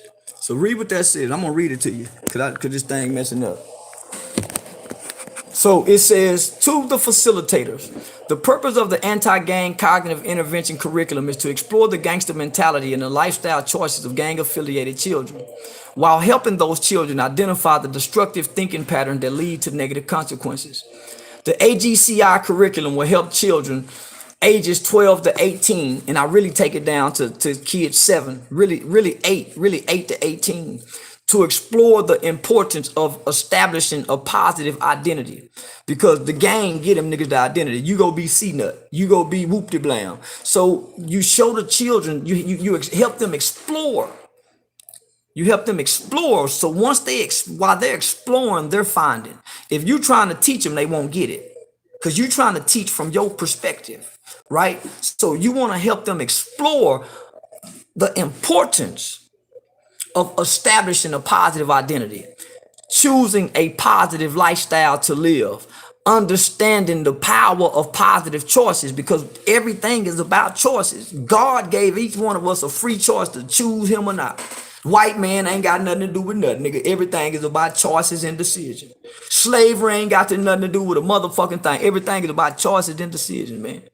So not only do you want to help show them how to explore choosing a positive lifestyle to live, you want them to understand the power of positive choices. Understanding the power of positive choices. You want them to understand negative consequences, but you want them to understand the power of positive choices, right? So once they get that understanding, now you go over to understanding the consequences of negative choices. But first, you want them to understand the power of positive choices. The AGCI curriculum facilitator will apply teaching methods comprised of group discussions, journal keeping, visitor testimonials, and role plays. They call it psychodrama. It is highly recommended that the facilitator read this entire curriculum before beginning the first group. There are preparations that must be made for future groups that you will want to set in place even before beginning this series of lessons. To be totally prepared, also review the facilitator's guide. Lessons 1, Introduction of Curriculum and Icebreaker Activity. Facilitator will give an overview of the AGCI curriculum and tell students what they can expect over the next 8 weeks. The initial icebreaker activity is a game called Guess Who. The students will each be handed 2 forms, an identity card and a Guess Who questionnaire. The icebreaker activity will allow the facilitator to get a first impression of the students and allow the students to participate in the game that will be both enlightening and fun. Note, baby, you can bring it up here for me if you don't mind. The facilitator will also fill out an identity card and questionnaire for themselves. Identity card. My name is blank. I am a product of my belief system. My belief system is founded on my belief in blank. What are your beliefs? I live day to day striving to blank. What are your goals each day? One day I will be remembered as a man who blank did what? This is who I am. So this is the identity card you want the kids to fill out when you first get to the class. And then the facilitator go fill one out. So just think, my name OG Marvin, I told her, I am a product of my belief system. My belief system is founded on my belief in games. I live day to day striving to be in the park. One day I will be remembered as a man who killed black people and gang bang. So one day you're going to be remembered for this. Now you got these gang members saying, well, you can't speak on the legacy. No, you're going to be remembered for how you live, brother. And people go talk about how you live in secret or in public. But they got every right to talk about it. It's what you did. That's who you are. So what, baby? So let me keep going, Claire, because this is some amazing stuff this morning. So the Guess Who questionnaire is name or nickname. So you want the little niggas that he want to say, my name is Killer Mike. Let him be Killer Mike. Say, what's up, Killer Mike? And you greet him Killer Mike. So nickname or name. You have them fill out favorite movie, favorite rapper, favorite singer, favorite song, favorite color, favorite college basketball team, favorite NBA team. Now, know that these are all kind of gang shit, right? So the favorite song go let you know, favorite color, favorite rapper, favorite movie, basketball team. So they're going to identify with the gang stuff. So favorite college team, favorite NFL team, favorite player. People know me as a person who what? Shoot niggas. I hate it when blank. I'm at my best when blank, right? So note to facilitator. On the Guess Who questionnaire, question 1, number 4, identify main influences. Question 5 is a gang identifying question. So let's go back to question 1 on the Guess Who. Favorite movie. Favorite movie. Let's go into 5. Yeah. What's number 4? Favorite song. Main influences. Question 5. What's question 5? Favorite color. So let's go identify your gang influence. Remember, this is an anti-gang cognitive program, right? So that's how you identify them without asking. Say, what gang you in? They want to tell you anyway. They want to snitch on themselves. So general topic of discussion is about identity, right? Because that's how the gangs get them. They lack identity. So general topic of discussion is about identity. So, and let me just say this. Every time I teach this program, they pay me $4,800 for those 16 weeks. I mean, 8 weeks. $4,800 for 8 weeks. So, this is good money for after school program. This can help empower your nonprofit to get inside the school, your community center, because now you got curriculums, right? And they evidence-based. And I'm going to show you where they evidence-based when I get through doing this here, right? So these programs right here is highly recommended to all 254 counties throughout the state of Texas. So that's why you don't hear nobody in Texas saying nothing about me. It's just them niggas at the park in California. So, general topic of discussion is about identity. The purpose of this lesson is to break the ice with the students and talk about having an identity. So you'll get them a journal. So the purpose of that lesson, right? So you just be breaking down identity. So you also want to go do your own research and find innovative ways to kind of get them stimulated on talking about identity, because they go kind of be cold at first with the, you know, with the gangster shit at first. So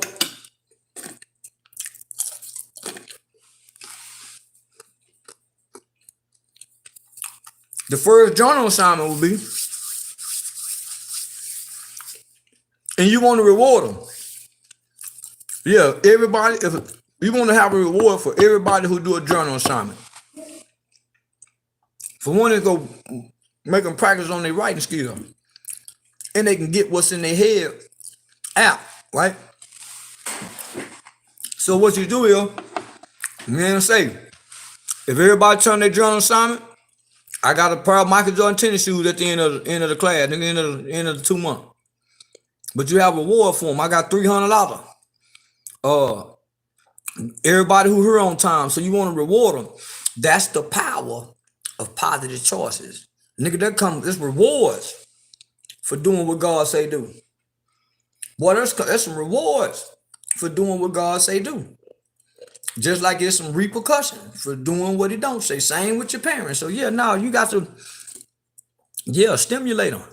So you just macking on them, that's all. Oh, the journal assignment is, what does it mean to have a gangster mentality? That's something they want to talk about. Yeah, my uncle told me, woo, woo, woo. So yeah, that's how you get them. So then, lesson 2, right? So you come back on, so you have class on Tuesday, you come back on Thursday. So the second class on Thursday will be your first week. So then you come back on Thursday, and what we gonna kick out with lesson 2? Gangster mentality. The student's perception. See, you got all these old niggas on here talking about what their perception is. Gangster is back in the 60s, the 70s, and the 80s, and the 90s. These young niggas got a whole nother terminology of what gangster is. Them niggas were fucking men back in their day. Them gangster niggas were fucking men. These today gangsters really don't want to do that. So it's a whole different terminology of what. So you want to get the kids' perspective. We trying to understand the kids. They don't need to understand us. Seek to understand rather than trying to be understood, or before trying to be. So we need to be trying to understand the kids rather than trying to get these kids to understand what it was like during our day. So that's why these niggas on here talking to a bunch of kids about their day. And the kids don't tune in until they say Charleston name. You watch any video from CamCapone, Mob Jane, if they ain't saying my name, the numbers are low. So let me just stay on topic. So lesson 2 is gangster mentality, the student's perception. Group discussions based on asking questions that each student will answer after discussion about previous journal entry. What does it mean to have a gangster mentality? Questions students should be asked. Why do gangs exist? Do y'all ask kids that say, man, why do gangs exist? And let the kids tell you, well, gangs exist too. Great topic. So then you come back and say, okay, what does it mean to represent your hood or your set? You get them talking about that. What does it mean to represent? Do you kill niggas or what? What do you mean? So after you do that, question 3. How do gangs get respect from each other? They kill each other.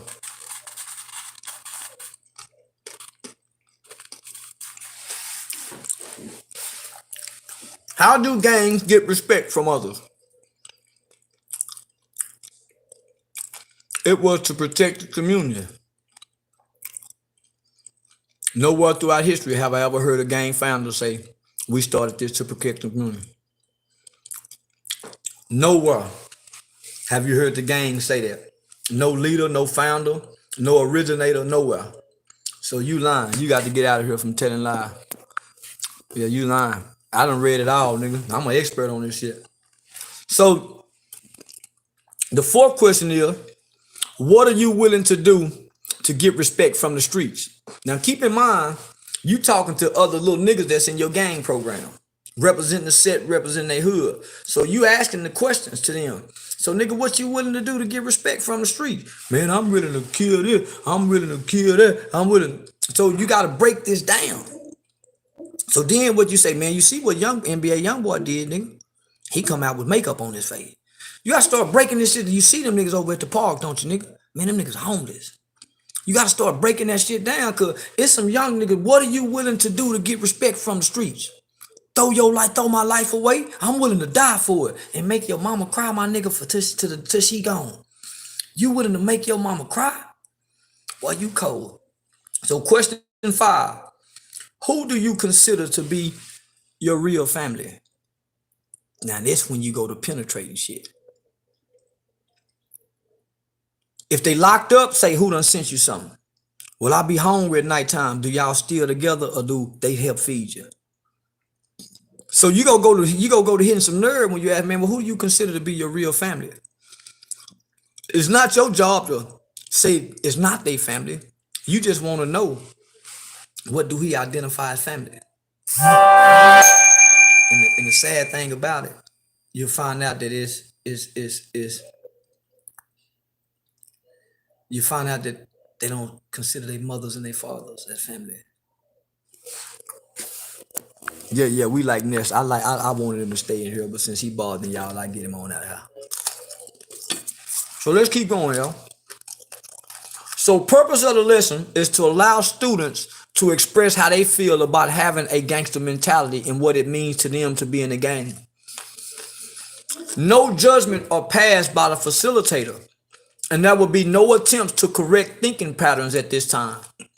Students will acquire ownership of the class during this lesson by expressing how they view the world through their eyes. So we don't need the facilitator saying, no, man, don't say nothing. Everything they saying is right. Okay? Everything at this point to start a class, you just sit back like a cool homeboy. Okay, yeah. You learning them. I don't need to learn you. Journal entry this time. How do you think people who are not in gangs look at people who are in gangs? That's a good question. How do you think gang members, how do you think people who are not in gangs look at people who are in gangs? Do y'all think people really like y'all? Really? Man, y'all aunties and cousins and everybody hates you niggas. Nigga, fuck y'all. Everybody hate them niggas, baby. So we gonna go to lesson 3. Lesson 3 is gangster mentality, the public's perception. Now we get into the nitty gritty. We get into the meat of this shit here now, baby. Group discussion begins with the reading of journal entries. The discussion then turns to the public perception of gang members. Topics for discussion will include dress code for gang members, tattoos that make gang members a target, Hoover kill on your forehead, image means everything. Last but not least, and talk about how public perception lead to incident with Trayvon Martin. Use that and other similar situations as a teachable moment. Purpose of this lesson is to bring to light how a gang member is perceived by the public and how a public image is important. Dumb gang niggas. Yeah, dumb motherfucking gang niggas don't know nothing about nothing. I'm gonna teach you boys something, I promise I am. I'm the new modern day prophet Mohammed nigga, and Peter. Yeah, and Peter. I'm the new Peter that wrote the 3rd of the New Testament. So the journal assignment for lesson 3 when they leave is, who and what influenced you to join a gang? So lesson 4, man, we ain't talking about suicide. Nigga, get out of here, man. Goddamn. Lesson 4, influences, group activity. Group discussion is based on journal entry. Group activity for the last 15-20 minutes of class will consist of a game of charades using the information from the Guess Who questionnaire. Get students to elect group leaders by anonymous voting and then allow group leaders to choose teams. A game of Pictionary will meet this requirement if a blackboard is available to the facilitator. Winners will win some type of treat. You gotta treat the motherfuckers. Purpose of this lesson is to get students to recognize the influences that inspired them to adopt a gangster mentality and gang lifestyle. Group activity is used to infuse some entertainment in the group atmosphere to offset the seriousness of the group discussion. Journal entry. Journal entry. Where will the gangster lifestyle lead me? So that's after the fourth week. I'm sorry, after the fourth lesson. You got to go home and write about where would the gangster lifestyle lead me? Then you come back for lesson 5 and we got a visitor. Lesson 5, we'll have a visitor. And the visitor will be somebody like a little guy by the name of E. Solid. Wrongfully convicted of a murder when he was 15, 16 years old and grew up in Angola State Penitentiary in Louisiana. He was wrongfully convicted. He out on appeal bond right now because he won his conviction. I helped work on his case, the life without parole. I didn't know I was going to help meet him one day. He got free. And he said, man, I saw your name on that Supreme Court paperwork, bro. You fought for me. And me and him cool today. He living in Texas right now, by the way. But you bring somebody like him in, man. So group discussion about journal entries, and then an invited visitor will speak about the reality of where a gangster lifestyle will lead the children. Visitor will give a personal life story about being influenced to join a gang and the consequences of gang life. Visitor will also speak on how stereotypes of gang members present certain obstacles towards living life in adulthood. We don't need people like Mob James and them that can't speak this. We don't need guys like I Told Marvin and Melvin Farmer and them. And listen, this is what the visitors got to be willing to speak about. The visitor will speak about the reality of where a gangster lifestyle will lead the children. Visitor will give a personal life story about being influenced to join a gang and the consequences of gang life. Visitor will also speak on how stereotypes of gang members present certain obstacles towards living life in adulthood. Wearing your gang colors, your flannels, your Paru hats, and that kind of shit. So the purpose of this lesson is to get students to express where they feel a gangster lifestyle will lead them, and then give them a reality check from someone who did prison time for living a gangster lifestyle. I'm going to say that again. The purpose of this lesson, this is a real deep lesson here. This is when you see grown men cry. This is when you see niggas who done killed people before and beat up women and got everybody scared, and they see a little dude acting tough that remind them of them, and they can't get through to them. So you see them almost break and want to beat him up. Then it finally hit them. Yeah, I was just like you. See, I like to take these niggas before these kids, homie, because it leaves them niggas vulnerable up there. Especially if you don't let them try to brag about the shit and make it look good. So,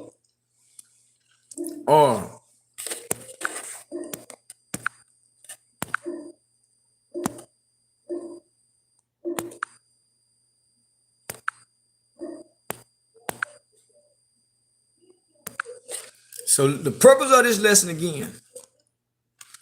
Yeah, we love it, boy. I got them quiet today, boy. They sick in the morning. Purpose of this lesson again is to get students to express where they feel a gangster lifestyle will lead them, and then give them a reality check from someone who did prison time for living a gangster lifestyle. Journal assignments. Hey class, man, don't y'all forget to do your journals today. Today's journal assignment, man, tell how you felt about what the visitor had to say. And don't write, man. Come on now. Come on. Come on, class. We got to go. So lesson 6, gang lifestyle. I'm just walking y'all through it. Questions include for lesson 6 is, say, what do y'all find exciting about the gang lifestyle? Where can we check out that program design? Me, nigga, you get it from me. This is mine. What do you find exciting about the gang lifestyle? What do you look forward to doing daily as a gang member? As a gang member, what do you look forward to waking up doing every day? You don't work, you don't go to school, you don't build houses. So what do you look forward to doing every day? Hanging out at the park? So tell them, okay, nigga, I don't know what you do, just what you look forward to. It ain't about me. So you just all about you. This is just really y'all class. So number 2, what do you look forward to doing daily as a gang member? So what do you find exciting about gang lifestyle? What do you look forward to doing daily as a gang member? Number 3, what is your definition of putting in work? What's your definition of putting in work, nigga? Don't tell me about what your uncle and them done. What's your definition? Not your big homie now. So boom. So then you come back and say, what are your priorities as a gang member? As a gang member, what's your priorities? Is it the hood, the set, then your mama, then your kids? Do your kids come before the set? What are your priorities as a gang member? Number 5, what is a snitch? Oh boy, this gonna have the class going with this. So this is gonna be probably one of your most funnest class right here, facilitator. Also discuss the byproducts of living a gangster lifestyle. Smoking, drinking, selling drugs, carrying weapons, and gang violations. So make sure you talk about the gang violations and all that. So then the purpose of this lesson is to get students to express their motives and priorities as a gang member while exposing the negatives that come with living a gangster lifestyle. Journal entry assignment. No journal entry. 1 break from journal entry. So just keep going. So then lesson 7, right? This is why we didn't have no journal entry. Lesson 7, we coming back with the movie Menace to Society. We gonna show the movie Menace to Society. Purpose of this lesson. This powerful movie is a culmination of all the teaching points up until this point in the curriculum. From choosing an identity, having influences, to living a gangster lifestyle. The ending will spark a discussion in the next session about consequences of the gangster lifestyle. So you got to put the entertainment, the music, the movies. So you see I infuse a lot of that in my talk because I'm really talking to young folk. So journal entry assignment. What did you learn from the movie? What character do you relate to the most? They gonna love that. So lesson 8, group discussion about the movie. Discuss journal entries and then ask students various questions about what they liked about the movie, who their favorite character was, and what they thought about the ending of the movie. The purpose of this lesson: children are greatly influenced by movies and music. Showing a movie that appeals to their interests and a movie that reflects the reality of the street life will lead to discussions of the ultimate consequences of the gangster street lifestyle. Because the reality is, just as the movie showed it, you live that lifestyle equals dead or in jail. Journal entry assignment. Tell the ending you want for your own story. You think Monster Cody wanted his ending to be like that? You think Nipsey Hussle wanted his ending to be like that, homie? So while you got these young Crippin' Blood, these young gangster niggas, while you got their attention, you tell them, man, your journal entry assignment is tell the ending you want for your own story. How would you want your life to end? See, you taking a mind somewhere. And once you can take their mind away from their comfort zone, you can impact their soul.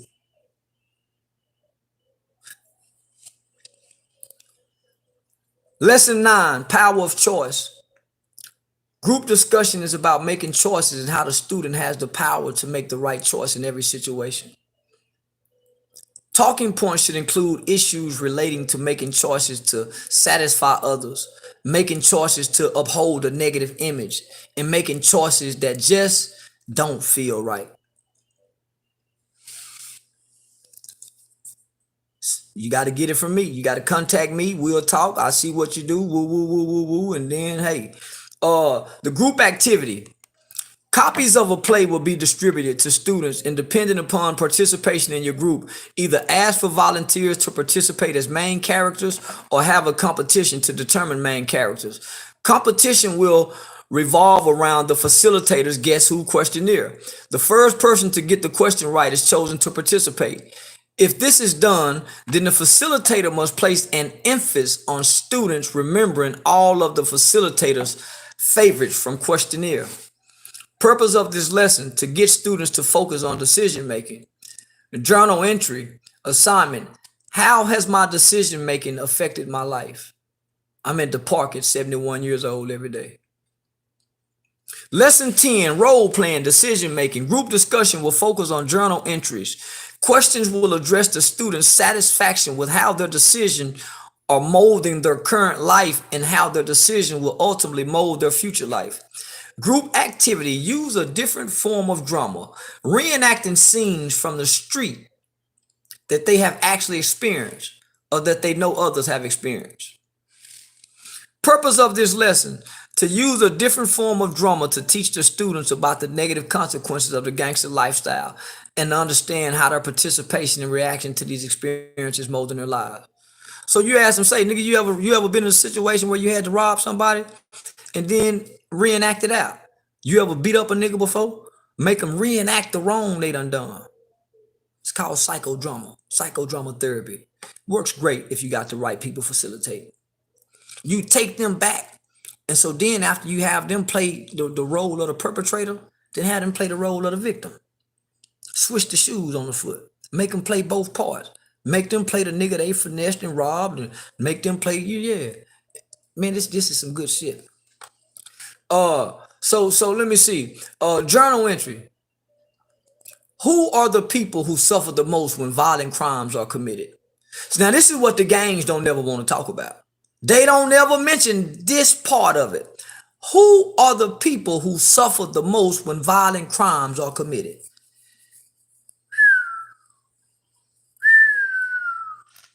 Bad motherfucker right there, boy.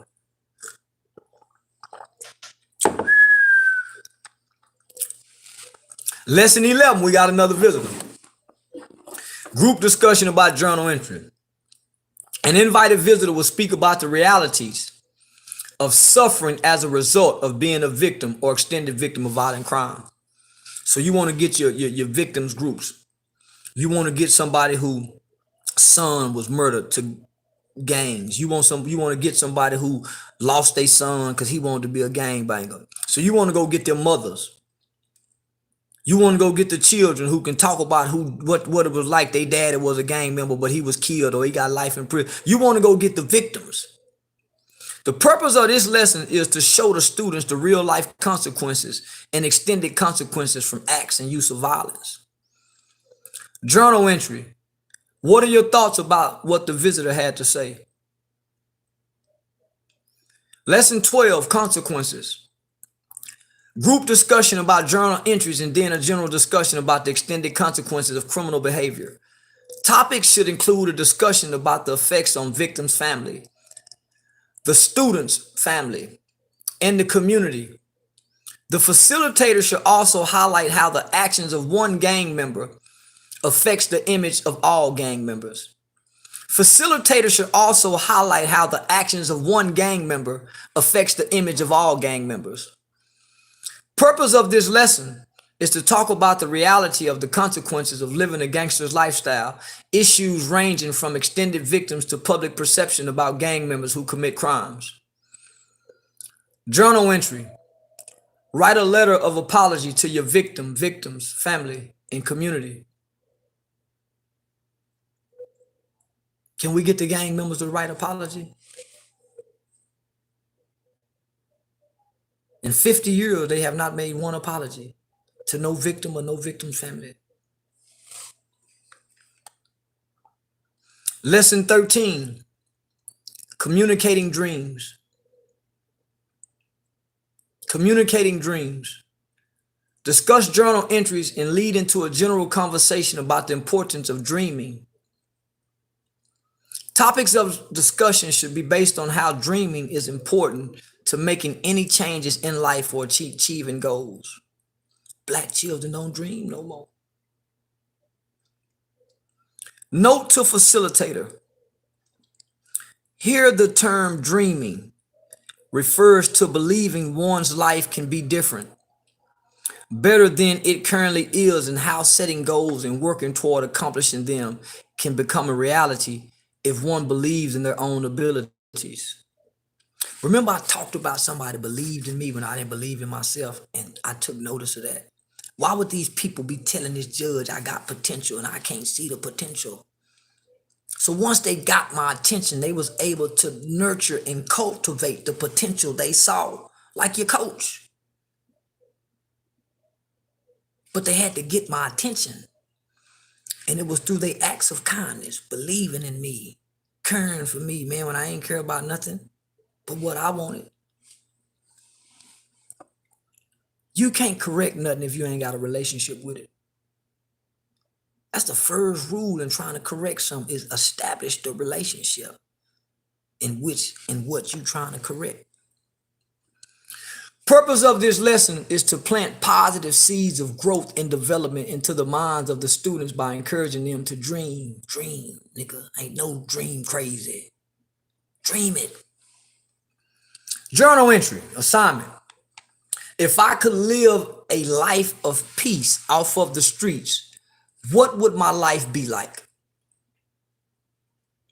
Boy, you go to making them dream when you go and ask them kids that don't number violence. If I could live a life of peace off the streets, what would my life be like? Because some of these kids can't imagine that. So you make them go dream about it, write about it, son. Put it on paper. See, because when you put it on paper, you make the vision plain. Lesson 14, exiting the gangster lifestyle. Discuss journal entries and then talk of ways of changing thinking patterns that will lead to taking different actions in day-to-day living. Discuss high-risk areas, triggers, people, and situations that will prevent the student from making changes for the better. Question the student on how they can get involved in positive activities. Pass out new identity cards at the end of this session. Remember, they had them in the beginning. By this time, they're not going to identify the same. The purpose of this lesson is to talk about problem-solving techniques and how to avoid negative situations. Journal entry assignment is fill out the new identity cards. How have your thoughts about your identity changed since the first session of this program? Lesson 15, a new identity group activity. Group discussion about journal entries and new identity cards are read. Each student talks about what they have learned and what they would do differently. Future course of actions.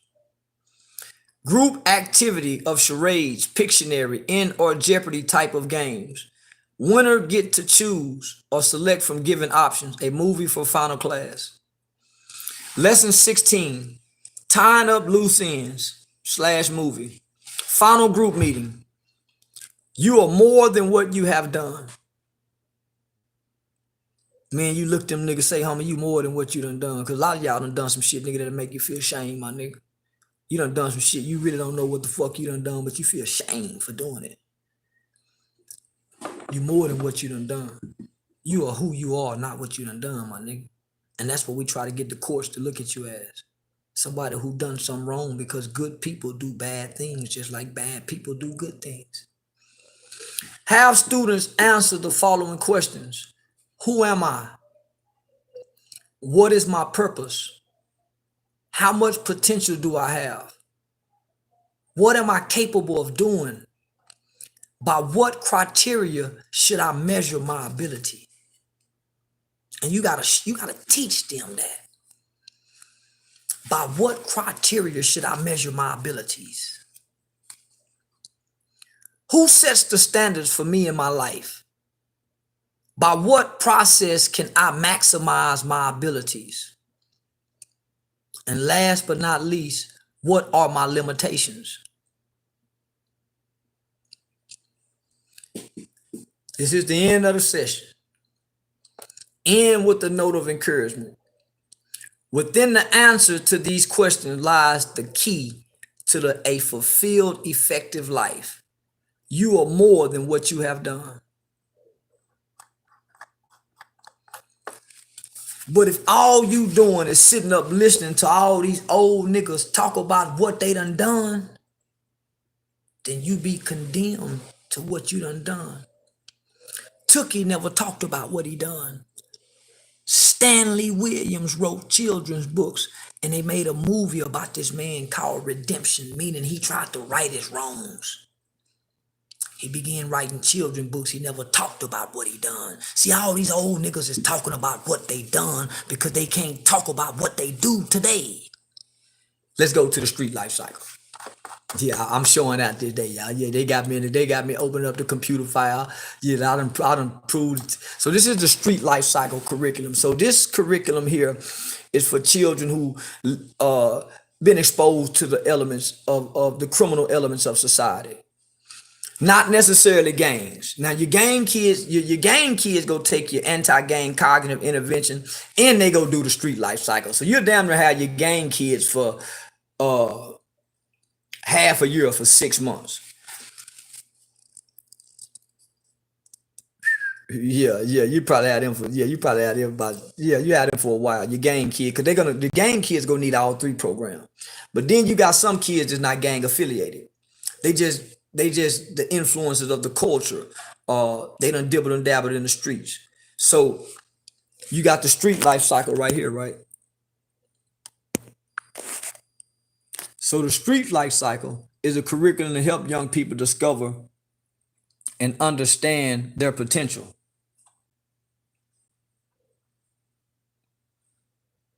Everything copywritten.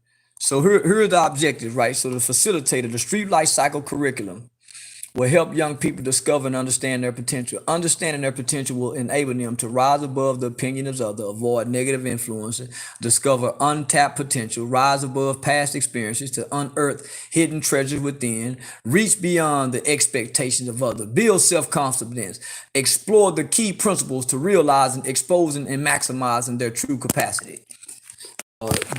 Which in one, statement, your God-given purpose. Yeah, that's how that is, your God-given purpose. So it is highly recommended that the facilitator read this entire curriculum before beginning the first group. There are preparations that must be made for future groups that you will want to set in place even before beginning this series of lessons. To be totally prepared, also review the facilitator's guide. Part 1, understanding your belief system. Lesson 1, introduction, orientation, perceptions, right? So this is, let y'all look at it.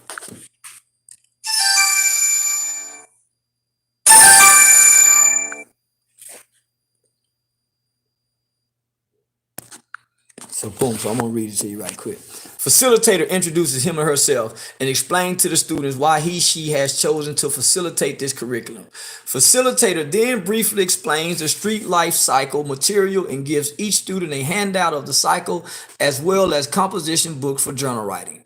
The students introduce themselves by name or nickname and then are given an outline for the rules of the group sessions, with an emphasis placed on being respectful while someone is talking and not being critical of others' opinions. Place an emphasis on confidentiality as well. Facilitators explain that while the street life cycle curriculum will be a learning experience for them, the atmosphere they learn in will be relaxed and enjoyable. The class will be told that they will be involved in role playing, be introduced to spoken word, and create their own spoken word performances, have positive rap performances, and be responsible for journal entries. So this is the street life cycle curriculum. Facilitator note: since this is only an 8-week, 16-lesson course, you must learn the character of the students quickly so that you can identify the leaders in the class, those who will need the most attention and those who will possibly pose as a disruptive student. Once you identify the alpha male of the group, getting the alpha male to speak and participate early on will encourage the others to speak and participate early on as well. To the facilitator, The following activity was created to allow participants to anonymously identify the character of the classmates and better inform you, the facilitator, who you are dealing with. This is important in helping identify the perception the class members have of each other, and also for each individual to understand how they are being perceived. Shall we? Activity. Pass out blank post-it notes, one at a time to each student. One at a time. Ask the students to write the answers to each of a series of questions. Ask one question, let students write their answers, then fold and hand the folded paper to the facilitator. The facilitator reads the answers out loud. The name mentioned the most wears the specific moniker in jest for that day. Always ask the most important question pertaining to group individuals in the group first, followed by other less important questions. Number 1, if you could, who would you nominate as leader of this group? Explain that they can nominate themselves, but to write their name and not write me. If they disregard this instruction and there are too many me responses, then ask the question again while telling them they cannot nominate themselves. Number 2, who would be known as the comedian jokester of the group? Number 3, who is the person you would trust the most? Number 4, who has the best rap skills? Number 5, who has the best singing skills? Number 6, who is the quietest member of the group? Number 7, who is the loudest member of the group? Number 8, who is the pimp player of the group? They go be right out there, so y'all love this. Now watch this. The answers to number 1, number 3, and number 8 will tell the facilitator which group members to get involved in the class early on to get the class going and students participating. Number 8, the pimp player of the group. You want to get him going first. Number 3, who is the person they trust the most? The person who they trust the most usually is kind of like got the leadership skill. And number 1, if you could, who would you nominate the leader? Well, they go tell you who the leader is. All you got to do is ask the kids in a way that don't make them feel like, you being intrusive. Purpose for the lesson: to break the ice with the group and to focus on stage 1 of the cycle, perceptions. Group discussion: how do you see life? How do others see you? Journal entry: who in the world do you look at and say, that will be me when I'm older? And why do you want to be like that person? It could be anybody: a rapper, an actor, an athlete, friend, family member, etc. Group closure: every class ends with a huddle up. One person in the middle who leads the group chant to conclude the class.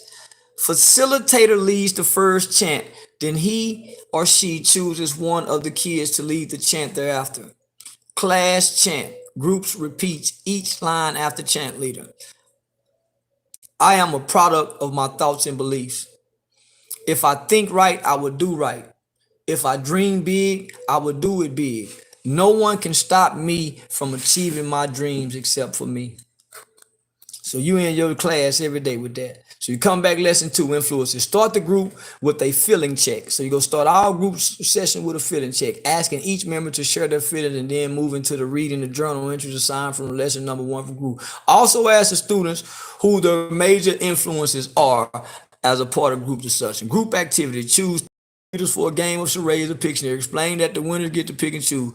Okay, music performance in the next class. Facilitator will provide instrumental music for songs selected. All group winners must participate. Allow group leaders to select teams.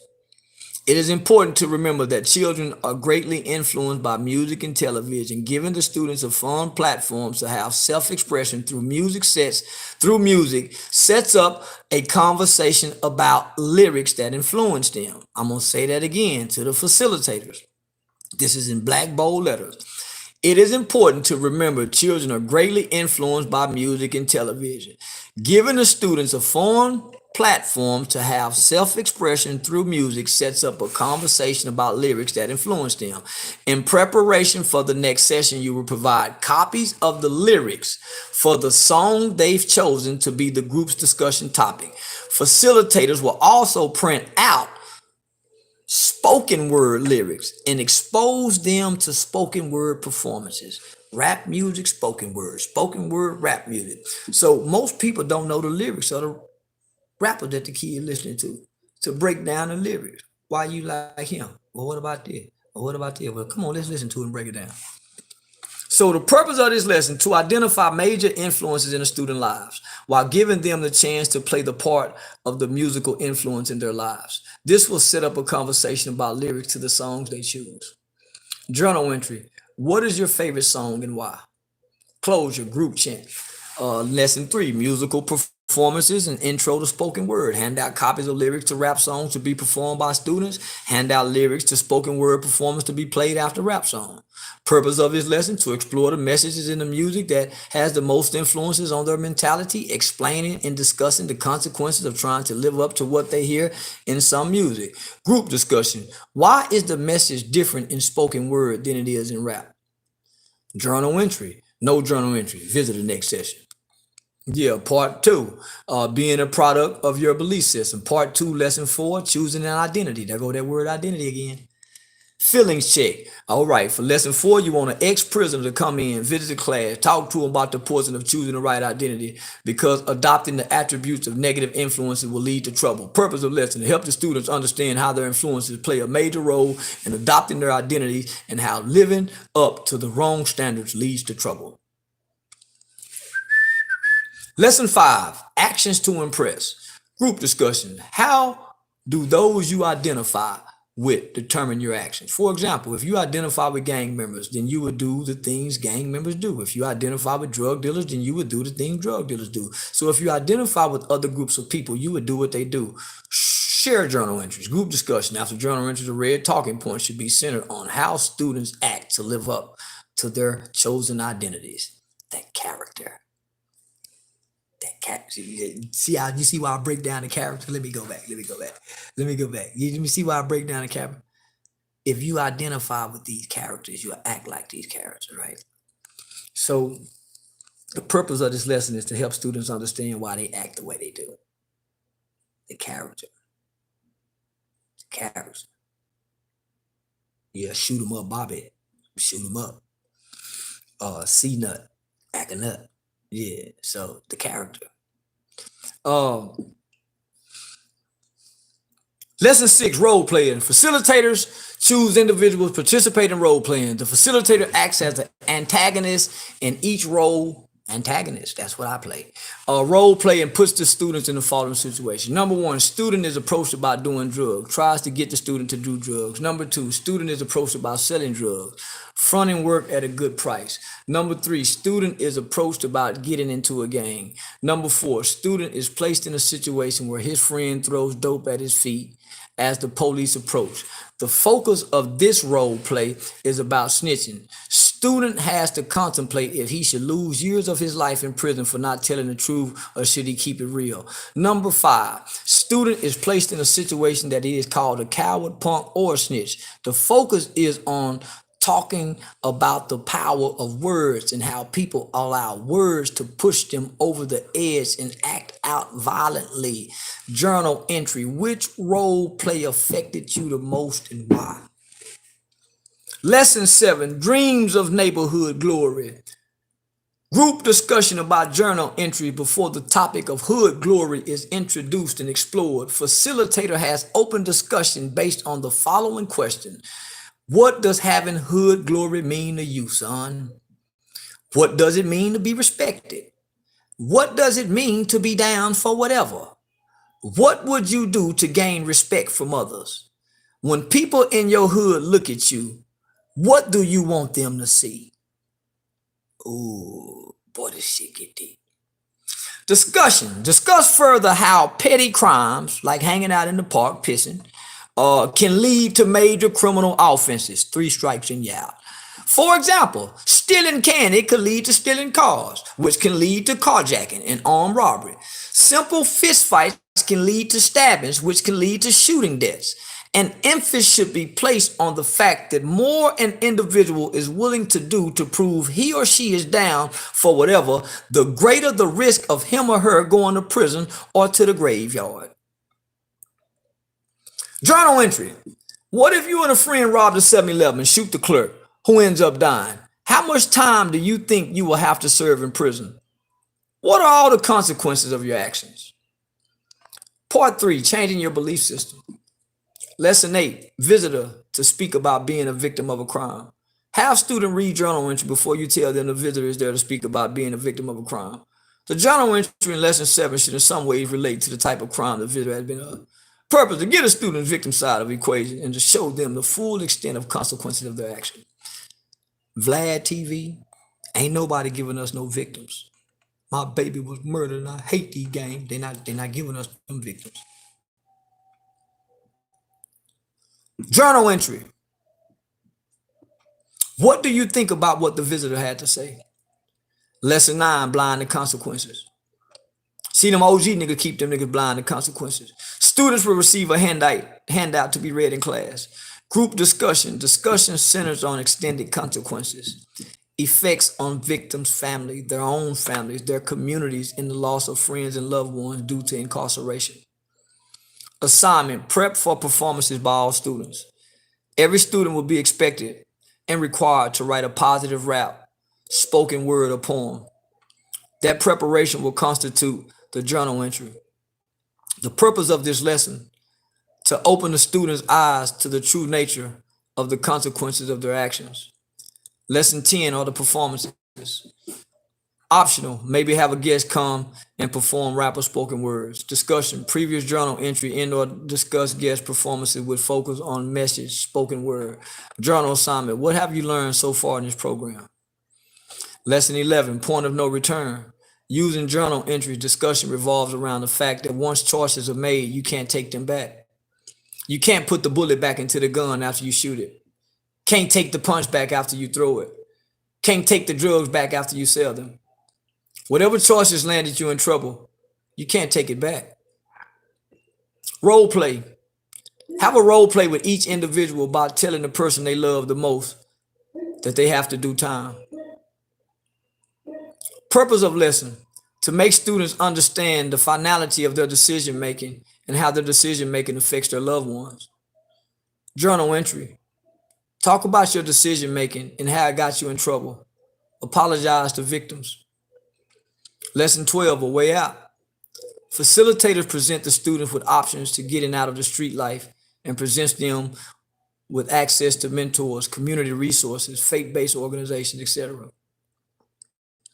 Invite organizations like the Prison Entrepreneurship Program, Hyped About Hype, or similar reentry programs to participate or lead to discuss responsibilities in being able to make legitimate money.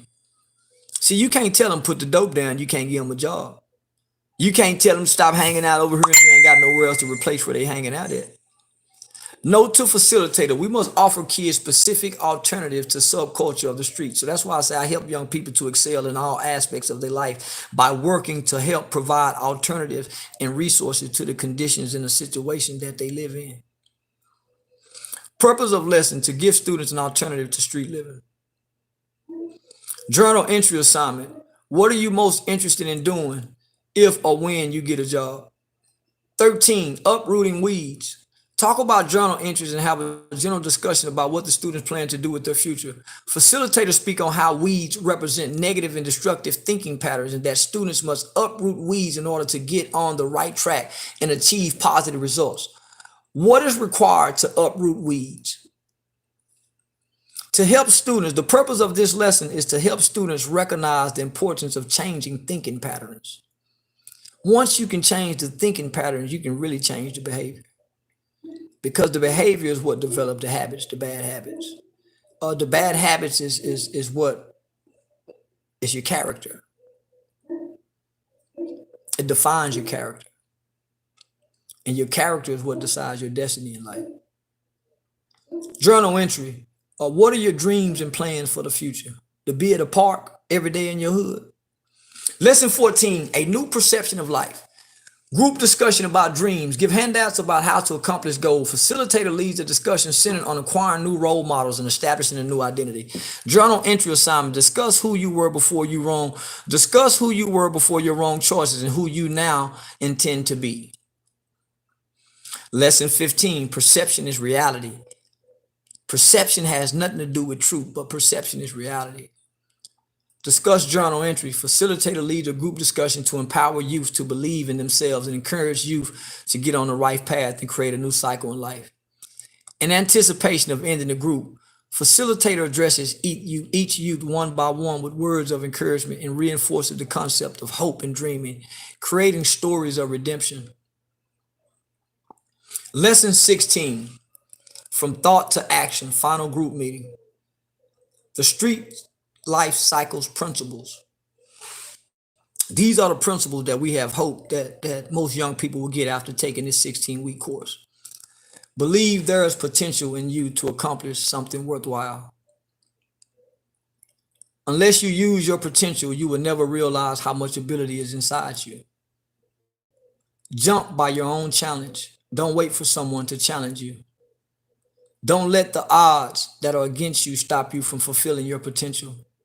Shortcuts deny your ability. Don't be so afraid of failure that you refuse to try. You can overcome any habit. The poorest of men are men without a dream. Them niggas in the park. A man who fails to plan plans to fail. Them niggas in the park. A leader is someone who focuses on self-improvement while making those around them better. Not no OG. See, you don't want to strive to be an OG, little homie. You want to be a leader. You want to be a head of a house and a leader of a community. Because a leader is someone who focuses on self-improvement.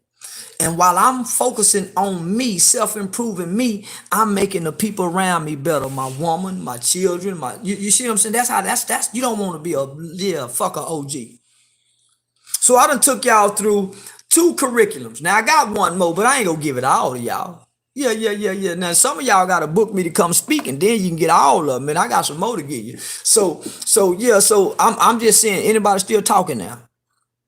We done produced Supreme Court documents. Hold on, so let me just show you one more thing else to show you that this thing is actually highly recommended to all 254 counties throughout the state of Texas. So I just want to show y'all this right quick. So y'all don't think so. I don't want y'all to think I'm just.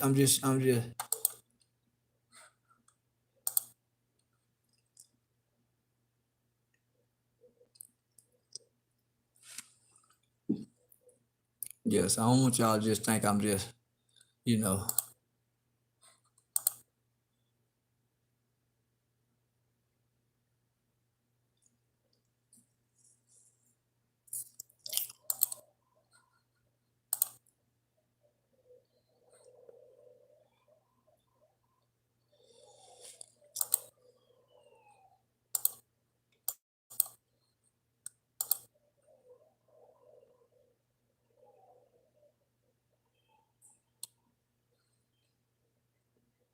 hold on, I'm gonna find it for you.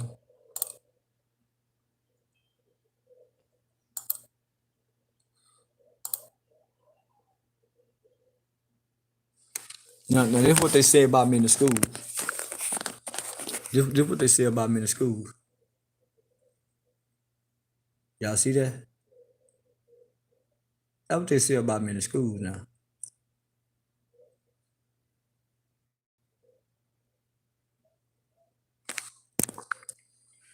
That's what they say about me in the school. I don't know what OG them talking about. But boy, they show, look, they show, hey, look at this one here. Look what did that one say? Hold on, look what did that one say?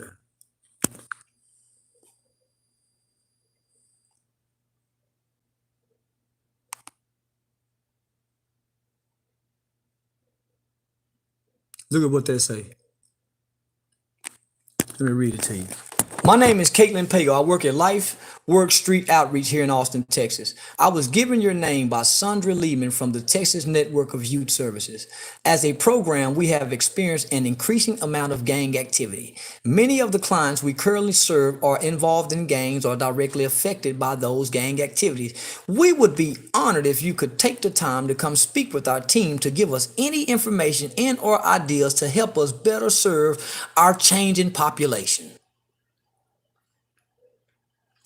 They not calling on OG them for that. There ain't nobody worried about no nigga in no park. Let me read this one to you. It says, "Hi, Charleston. This is Morgan Tolbert, the American Corps Reading Partners Volunteer Program." Let me just read it to you. Since I don't want you guys to think I'm just making something up. You see what that says? Partners Volunteer Coordinator for Fort Worth. I received your email address from Carlos Walker with the Stop 6 Initiative. I am so grateful that you are interested in volunteering with Reading Partners as a tutor this year at Maud R. Logan Elementary School. This is our highest need site this year. I am so inspired by your heart for our students and all work you do as a founder of Hype. It is clear that you really have a passion for the success. They can't do this in the park. They can't do no sir. Baby, they can't do this in the park. Now, can I show y'all something else? Can I just show y'all something else? And I ain't got no business showing y'all this here. But I just want to show y'all this here. Now, if y'all can read, what did that say? Now, that's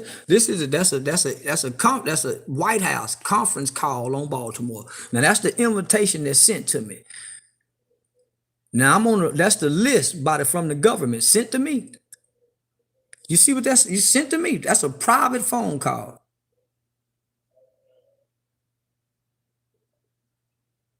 That's a private phone call, man. You see what that says? With the president's senior advisor to the president. That's me, man.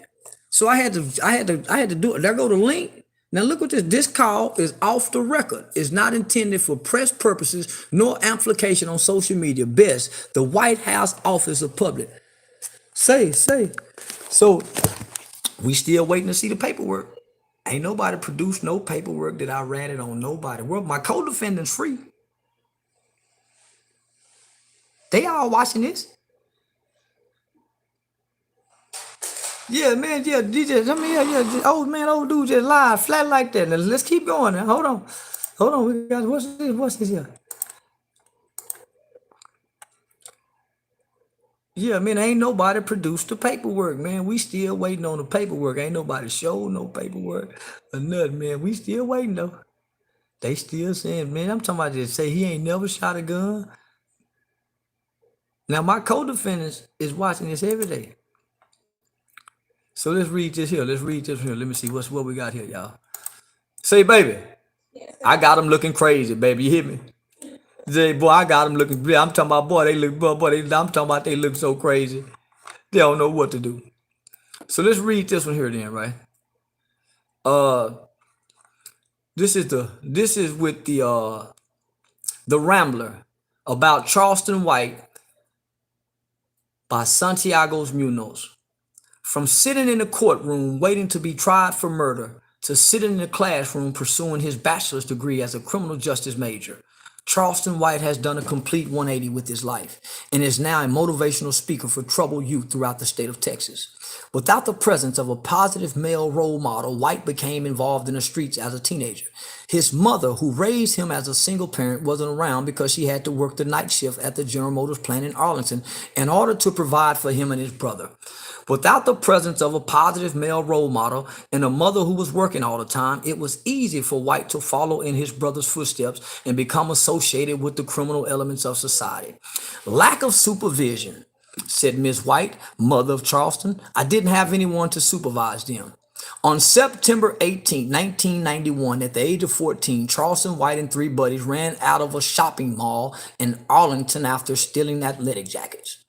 Now, the old man said he didn't even get out the car. This is what it says right here. This is all newspapers. You can see it. I ain't got to hold it back. We went over the whole case this early day. So back to what I was saying. During the process, a newlywed Good Samaritan intervened and was shot and killed by White's associate when he attempted to stop them, according to an article in Star Telegram written by Bob Ray Sanders. White was charged with murder and was sentenced to 12 years. While incarcerated, White joined the gang in order to fit in and be part of something. Even though White was only 5'9" in small frame, he used his mind to fight his battles. Soon he became the leader of this gang. Hold on. Y'all think I'm lying. That's what it says right here. You see what it looked? About Charleston White, the Rambler. And there go the newspaper right there, the front of the newspaper.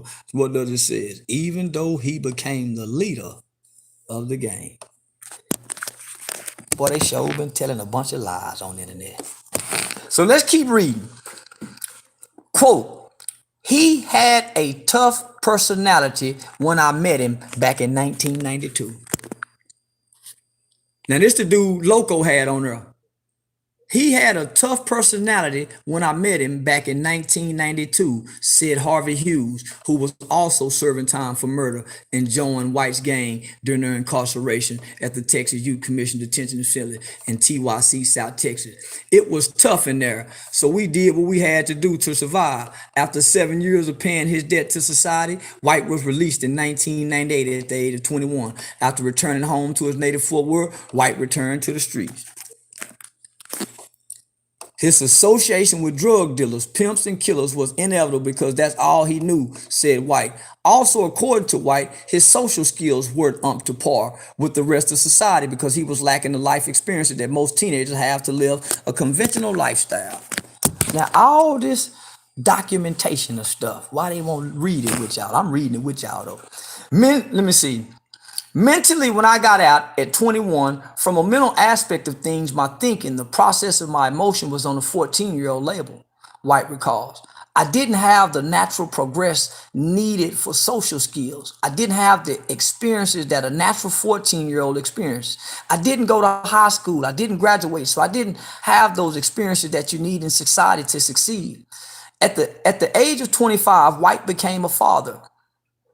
White began working regular jobs to support his son, but remained affiliated with the streets. It wasn't until White had his second child at the age of 31 that he finally realized something had to change, and he enrolled in college.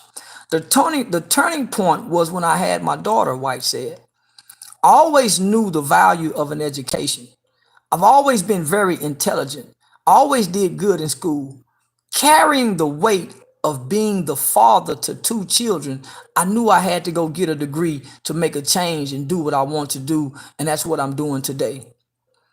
Today, after 15 years of being released from prison, White, who is now a single father, is a year and a half away from earning his bachelor's degree in criminal justice from Texas Western University. Not only is he a full-time student, but White is also the founder of a nonprofit organization called HYPE, an acronym for helping young people excel. The goal of his organization is to reach out to those children and teenagers who are prone to becoming criminals and explain what the consequences can be when you live a life as a hardcore criminal. White, along with his 3 ex-convict friends, have spoken to troubled youth in several detention facilities throughout the Dallas-Fort Worth Metroplex. The ex-convicts tell their prison stories and what led to their incarceration. Their goal is to reach as many young people as possible, hoping some of them realize the importance of an education and the importance of disassociating yourself from the street life. For people like White and his 3 friends who also came from single-parent homes or low-income neighborhoods, they can really relate to the youth they're targeting. I do this to prevent other young people from traveling down the same path, Charleston White said. Now that White has changed his life, he has made all the people around him very happy, including his mother. I'm definitely very proud of his change, Miss White said. White said he would like to travel across the country speaking to troubled youth. He hopes to open several offices in Fort Worth where children and teenagers with academic needs can be tutored, mentored, and assisted with school supplies. My goal is to go all around the country and reach out to troubled youth, White said. I would like to mentor and coach these kids how to re-socialize and teach them proper independent living skills. And I fulfilled my goals. When I said this, I hadn't done none of this yet. And I done everything. I'm gonna show you. But that ain't what I want to show y'all. Let me keep going, boy. I got to put it in y'all face today. So let me just show y'all the cost of the curriculums, right? Let me just show you real quick cost of the curriculum. So the curriculum that I sell, the curriculum that I teach, this is how much they cost for me to teach them every 2 months. You see that? $4,800. So I got it broke down. So in the state of Texas, it costs about $100 and some thousand to keep a kid incarcerated for 1 full year. So I got it broke down where the calculating cost is $150 per hour. You got 8 weeks, 16 sessions, 2 hours per class, 2 hours times 16 sessions, 32 hours times 150, 4,800. Flat fee of 4,800 covers 10 to 12 youth, ages 10 to 19, moderate to high risk youth. 48 divided by 10. So it's $480 per child that you would spend. You could show your state, your county, your city such cost saving methods. Yeah, these are cost saving programs and they're evidence based. So you see, I got it already broke down. So let me show you. You see, I got it already broke down, man. See, you niggas ain't this sharp.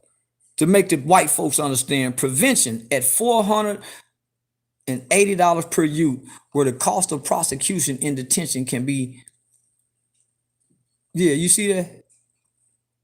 150 per hour covers all prep and allow follow-up, which is usually an additional 2 hours. So for every 1 hour, we'll provide another 3 hours. See, man, we got it. See, I got this program, man. I'm in my zone right now. I got it. Yeah, I got it, baby.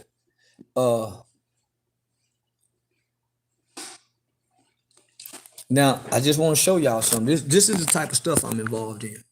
You see this? Guest speaker, Mr. Charleston White, a critical perspective on gang membership. This was last year. Yeah. So this is the type of stuff. See, they won't tell y'all that I'm certified to do all this, man. He a snitch, man. Come on, home. I'm certified in doing it for 10 years. I ain't breaking the law. I ain't in trouble with the law to get niggas put in jail. But if you commit a crime, yeah, I'm gonna help put you breaking law, nigga. So here we go. What else we got? So that's the copy of the curriculum.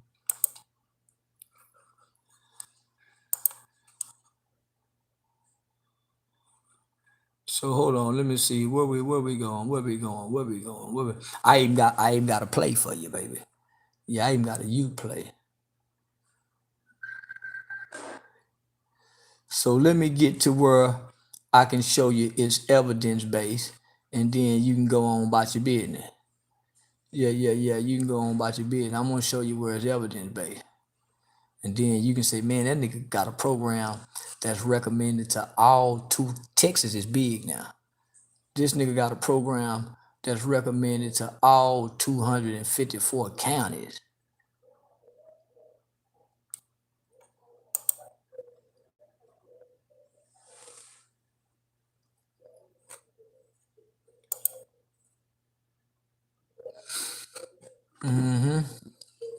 So yeah, man, they doing all this, man. I tried to let them show improve. Yeah, I tried to let them show improve, but they lying.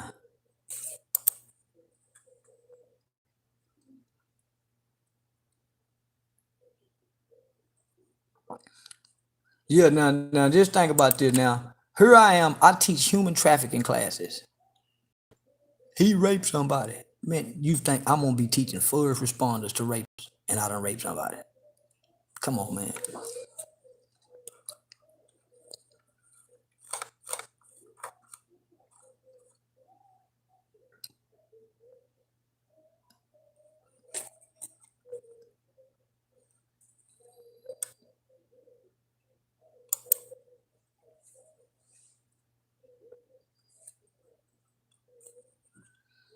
Yeah. Hold on. Bear with me, bear with me, bear with me, bear with me, bear with me.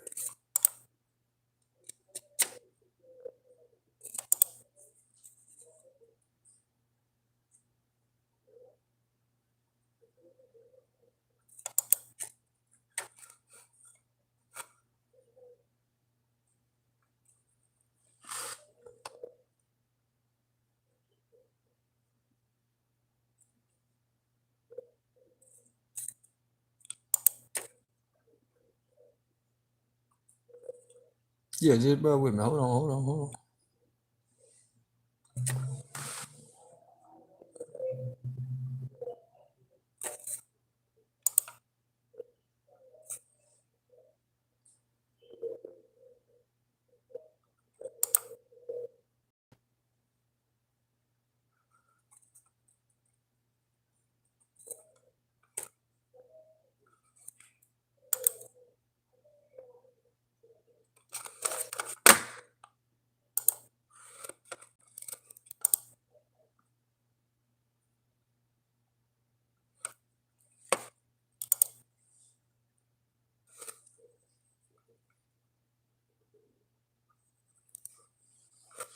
Hold on, just bear with me now.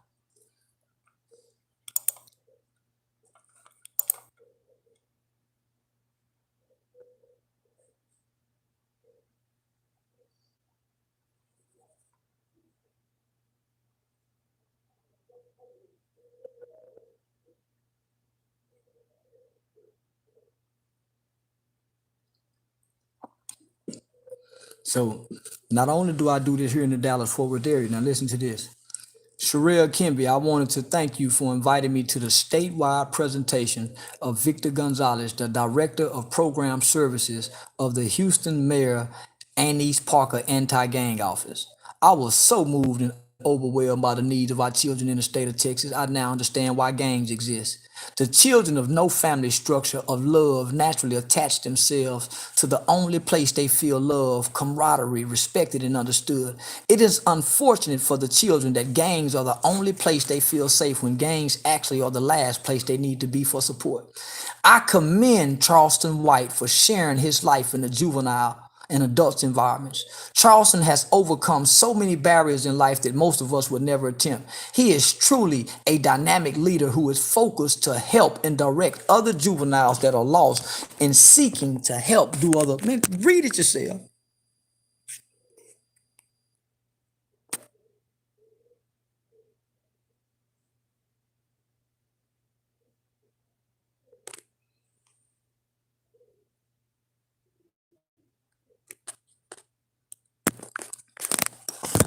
Ten years I've been doing this. They just now starting to come along.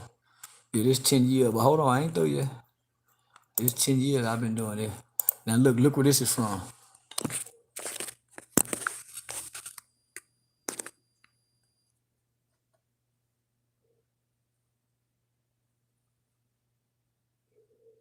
Texas Violent Gang Task Force.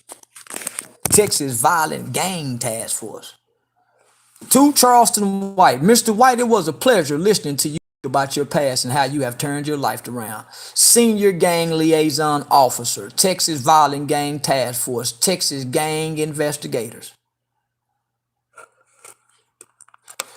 I say you boy just talking, man.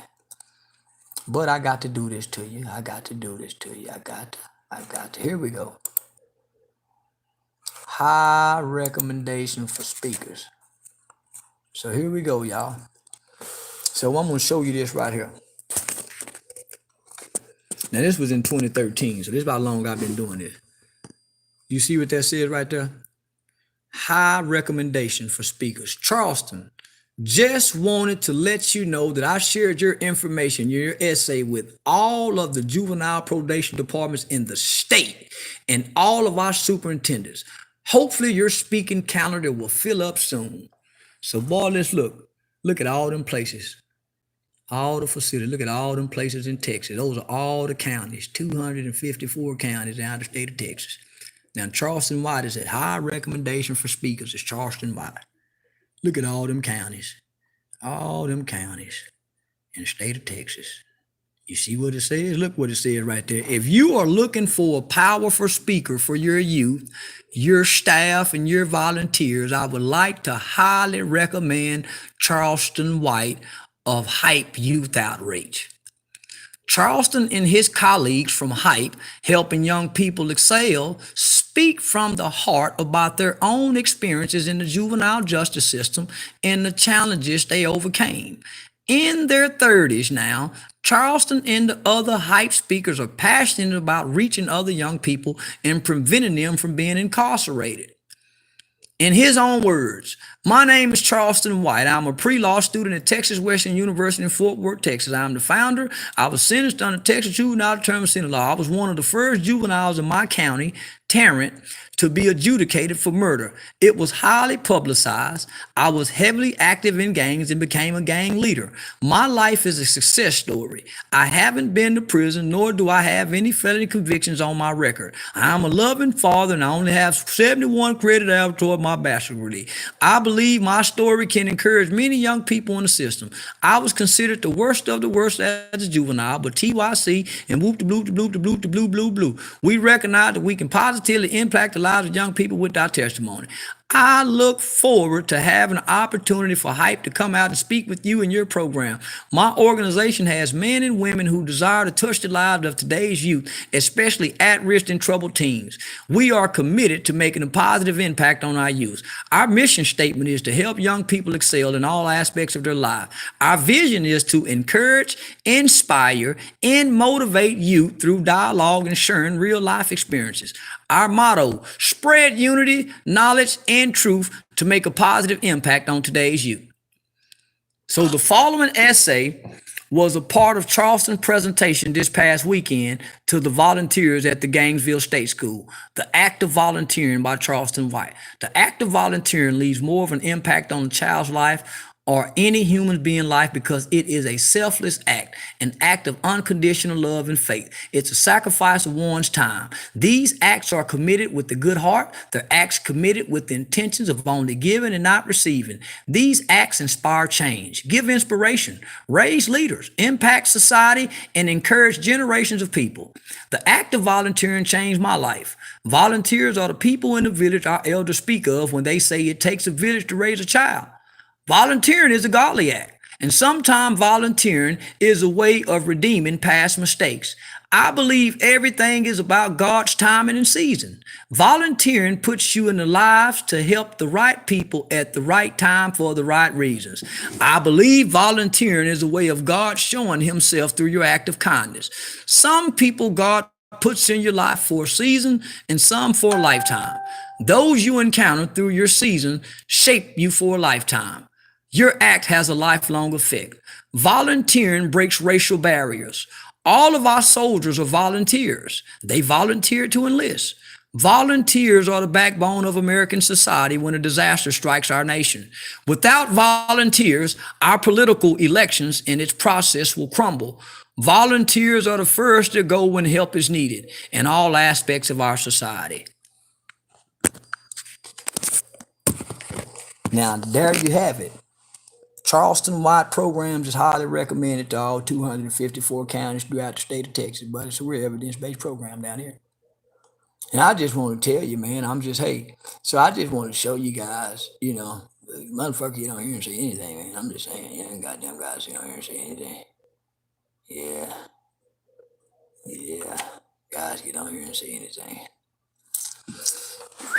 Yeah, God, get on here and say any goddamn thing. So, hey,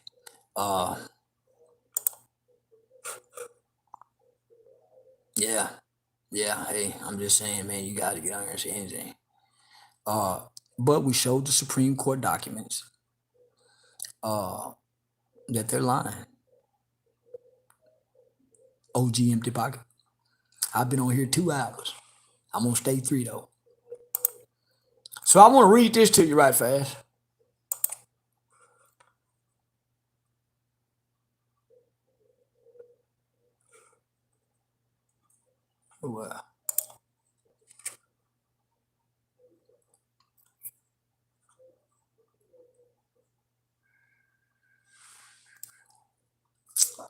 Oh, wow.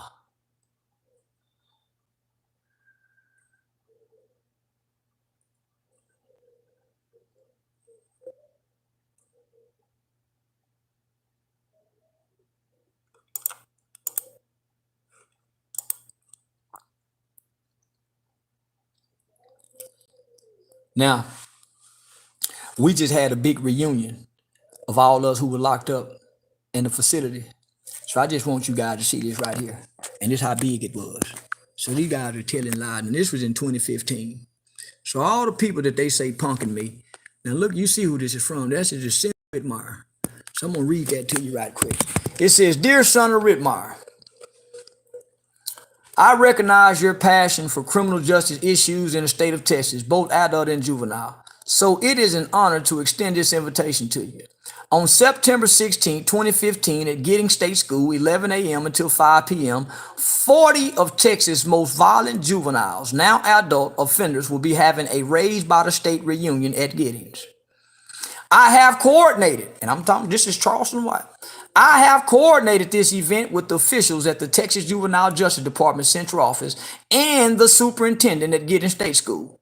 These 40 individuals, men and women, are the first generation of children in the state of Texas who were adjudicated and sentenced for crimes such as capital murder, etc. They are the first generation of children who were sentenced under Texas juvenile law, determined sentencing where a juvenile can be sentenced up to 40 years. They were incarcerated in the Texas Youth Commission from 1990 through 2003. Many of the men and women were transferred into the adult prison system from TYC under the determined sentence law. These men and women served decades or more in prison from a crime they committed as children. Now they are returning back to Giddings to show appreciation to TYC, TJ, now known as TJJD, and the house parents, now known as juvenile correction officers. They are, listen now, and I did this. They are sponsoring this event by providing food for the staff, for TJJD staff versus youth baseball game, a play performed by the Giddings Capital Offenders Program, short testimonials, tribute to Reverend Benjamin Smith, rest in peace, a TJJD caseworker, who recently died. Giddings administration is reaching out to retired staff members to invite. This event is unprecedented and historical. Nowhere in the country can you find this number of individuals who have committed murder as children wanting to thank the state's juvenile system for the resocialization and rehabilitation that impacted their lives into adulthood. All of these individuals are living productive and pro-social lives today. They all credit TYC and its staff for giving them the tools and skills which were essential to their journey into redemption. There go that word again. TYC equipped these individuals to overcome prison life obstacles and life challenges, and as well as the hardship of reentry. So it will be a great honor to have you attend this event.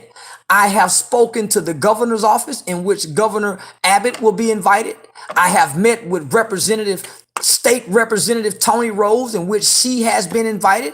I have spoken with State Representative out of Houston, Harold Dutton. He too will be invited. I will be inviting the Texas Criminal Justice Coalition, State Representative Ramon Romero, State Senator Rodney Ellis, and Executive Director of TJJD. The sole purpose of this event is to recognize and highlight the great impact the state of Texas juvenile system had on its worst juvenile offenders in the history of Texas. I couldn't write a better story. This story, but you see God's glory. Charleston J. White, hyped about hype, founder and chief executive officer. Do I need to keep going? Do I need to keep going, y'all?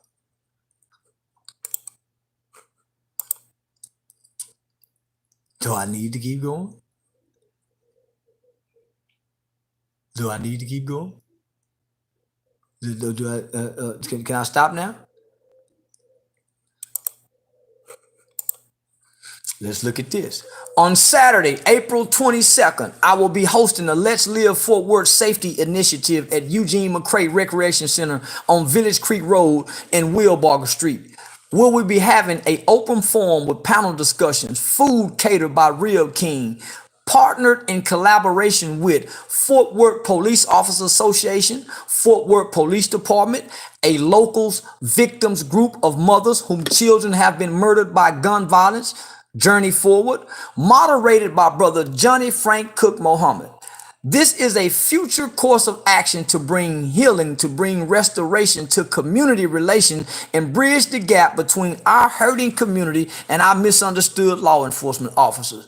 We will discuss solutions and answers rather than pointing out problems. We already know what the problems are. We will talk job resources and job referrals. Since the beginning of this year, our city has seen a spike in killings, murders that are being committed by our youth. The victims are youth as well. Youth violence is increasingly rising in our communities.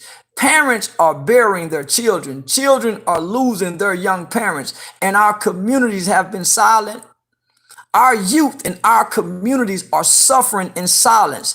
It is my hopes to bring a voice to the pain of our community in hopes of beginning a healing process in an holistic understanding of bettering our community relations.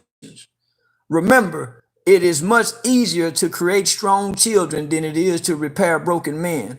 This is an event in which promotes peace, unity in the spirit of the law, loving thy neighbor, praying for thy enemy, putting the neighbor back into our hoods. Instead of them being hoods, we make them neighborhoods. Showing compassion, restorative justice, forgiveness, seeking to understand rather to be understood, and knowing who we are as a city, a community, and as a nation. We invite all to come out. If you are not aware, there's a spike in murders and shootings in our communities, violence projected by our youth.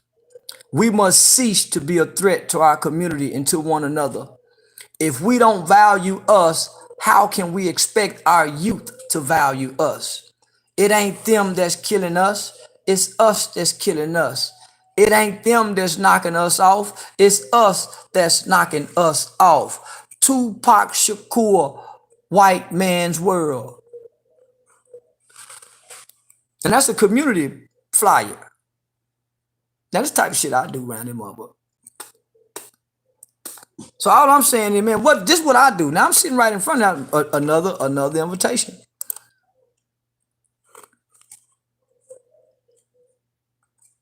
Another invitation. But this time, guess who it's with? This time, look. This time, guess who the open invitation with? Invitation with a call with President Barack Obama. This is a private, you are invited to join a conference call on Wednesday, November the 5th with Barack Obama and Department of Health and Human Services. Y'all see that? Call detail, date, woo, woo, woo, woo. Here go the link we clicked on, and we was on a private call with Barack Obama. This call is off the record and not for press purposes. We look forward to speaking with you on Wednesday. Sincerely, the White House Office of Public Engagement. I don't know why these niggas playing with me, and I'm telling them I done worked with congressmen. I done been on a private phone call with the president. Why these niggas fucking with me? But I hadn't showed this yet, so they didn't know. Now here go the evidence. So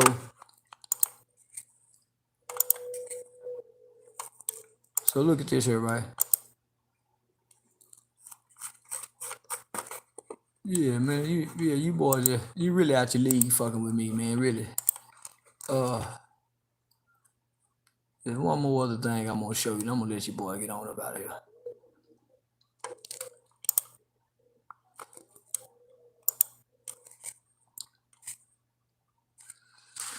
Now, I want y'all to see this, and I'm gonna let y'all go.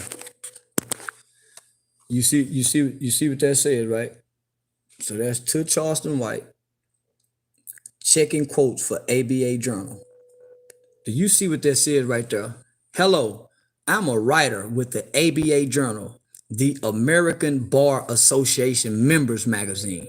I called you last month about your testimony before the Texas legislation in 2015 as a part of an article I'm writing about states raising the age of adult prosecution back to 18. I'm writing now because it is my policy to run everybody's quotes. You see what these people are saying, man?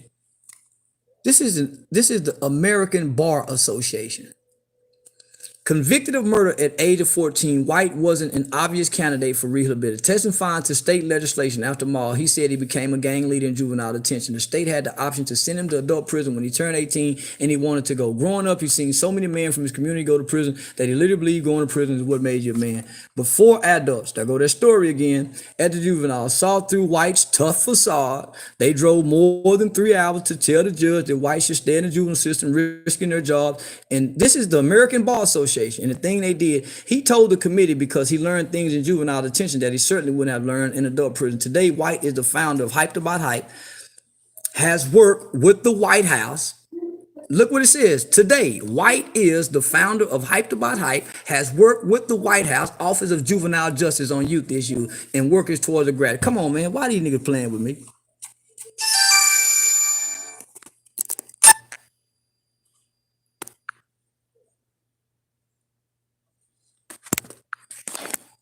So, do I need to keep going? I'm gonna do one more. I'm gonna do one. I'm gonna let y'all go. I'm gonna do one more. Yeah, I'm gonna do one more. Hold on, I'm gonna do one more.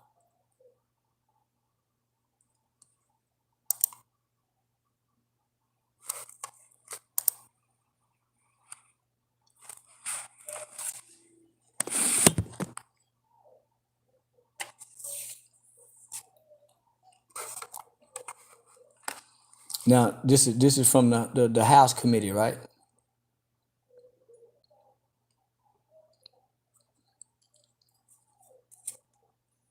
So this is what I'm involved in, right? So look at this. So so this is how deep I am in this shit, right? So look, as a member of the House committee, Bill and I would like to invite you to an event on all. This is how deep I am. Now look at the names come up in here. Look at all these people names. These are judges.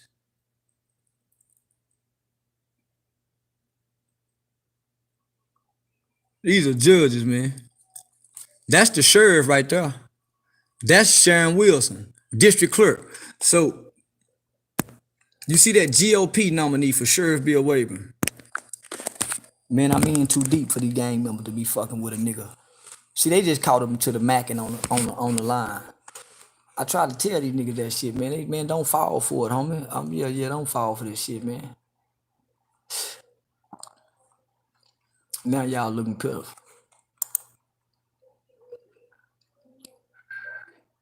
And now y'all looking pitiful. That's just a straight up lie. Yeah, just hold on. Voices of formerly incarcerated. This is what I want to show y'all. So when they say I work with the White House, right? This is what they mean by that. So you see this right here? This is a national webinar that we did in almost all 50 states. So voices of the formerly incarcerated. So you see in partnership. So I literally partner with the Office of This is the White House, the Office of Juvenile Justice Department of Prevention. So that's at the White House. So you look there, go Charleston. Now read what that says. In today's era of mass incarceration, extreme sentencing of youth, successful reentry, and other challenges in the justice system, there's an emerging awareness that in order. So this is future without violence. You see.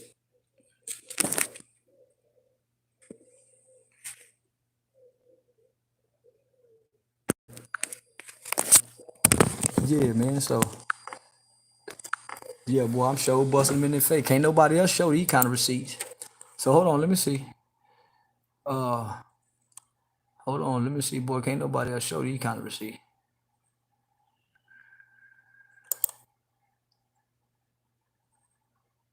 Yeah, can't nobody else show these kind of receipts, man. Y'all starting to look real bad. Matter of fact, hold on, we finna go to Google.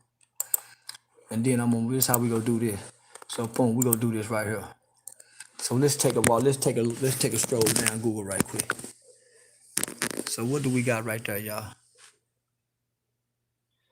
Charleston White. So African American news. Let's see. African American news. That's Charleston right there, ain't it? That's Dewberry. That's the nigga Loco Vision had on there. That's Amp. Altadena Block out of Houston. Gangster Disciple. Rolling 30, Latin King. Look where they at Gideon State School. Man, let's look at this. Oh, Helping Young People Excel is an organization whose nucleus consists of minority men and women. Oftentimes, people, oh, this is wrote in Houston too. Hold on, let's see. Helping Young People Excel is an organization. There go Charleston White right there. Charleston White is the driving force behind. Charleston White is a native of Fort Worth. Look at all, so all that's about hype. Look, they still talking about hype. There go Henry Donnell. Other members of the organization who is now 30 was convicted of crime. So all these guys spent all these years in prison. Miguel Mall, all these guys spent all this time in prison. Carwin Archie, Jose Rodriguez. First kid to get 30 years in Fort Worth, spent 22 years. All these people is with hype, but he was getting pumped. Man, y'all stop it. Okay, so let me see. We're going to go to hype. Let's go to Sylvia in the community. This was in 2016. Let's go to Sylvia in the community.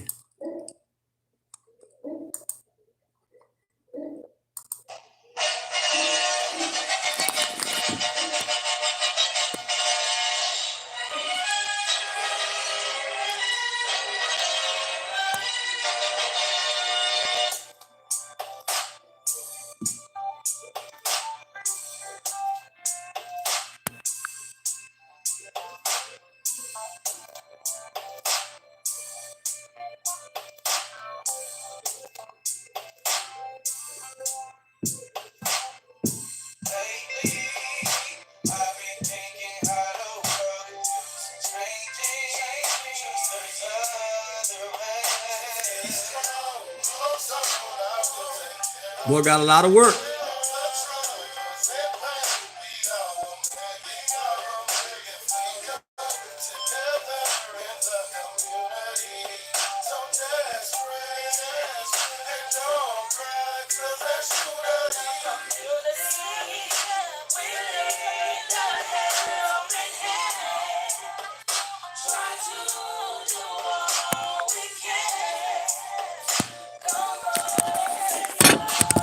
Boy, look at all them pictures. So look, hold on. Somebody said no love in Houston. Man, let me go back. This is the biggest black Houston news in man. This is the biggest African American news. Boy, what you talking about? What this say right here? That say Houston, man. Shit, nigga, that nigga there from Houston, Corpus, Houston, Houston. Man, what you talking about? These big dogs. Yeah. What they say right there? Them members of hype. Yeah. We got them in North. Yeah. We got them in North, all that, man. North West Side, all that, boy. Yeah, man. So yeah, you just talking. You got to go. We got men say they writing about me in Houston. They ain't writing about you. You got to go, nigga. I just showed y'all what they writing about me in Houston, nigga. You can't find no other nigga they writing about in Houston. Let me keep going on. Yeah. What's the next? Hold on, watch this here. Tribe Talk. Let's go to Tribe Talk. So boom, you got the Texas Juvenile Justice Department. Look at all these different articles about Charleston White. The Texas Juvenile, man, look at all these different articles. When I was 14, convicted of murder, the sentencing for this. Look, the sentencing for this young Texas gang leader. 12 years in lockup, where I quickly gained a reputation for terrible behavior.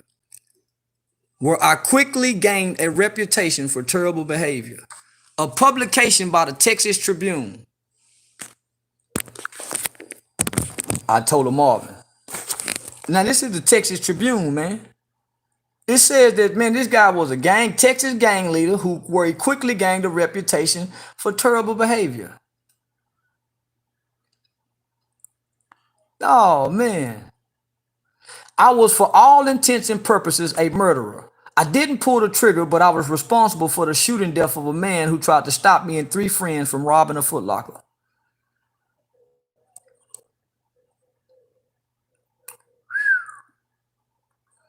Boy, look at all this stuff on her.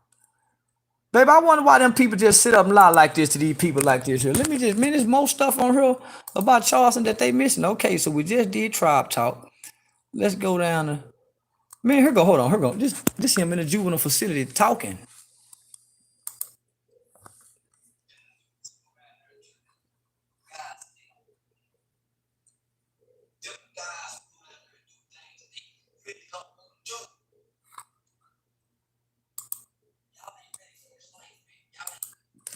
man, they lying.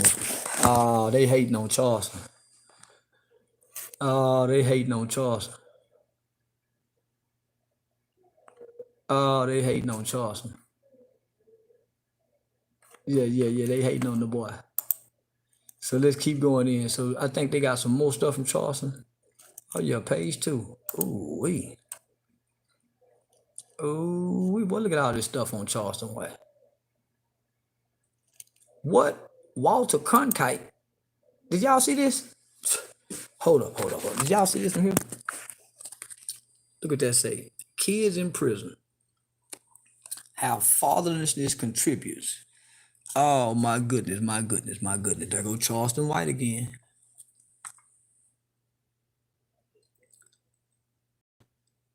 There go Charleston White again.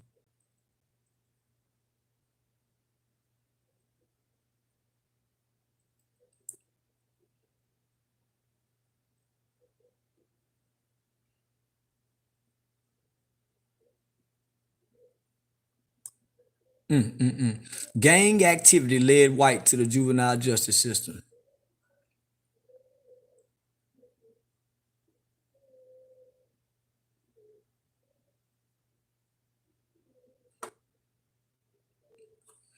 Yeah. Oh, that's with the walk. That's with News 21. That's with News 21. I didn't realize there was this much stuff on me though. Look, human trafficking. Look what that says. Human trafficking.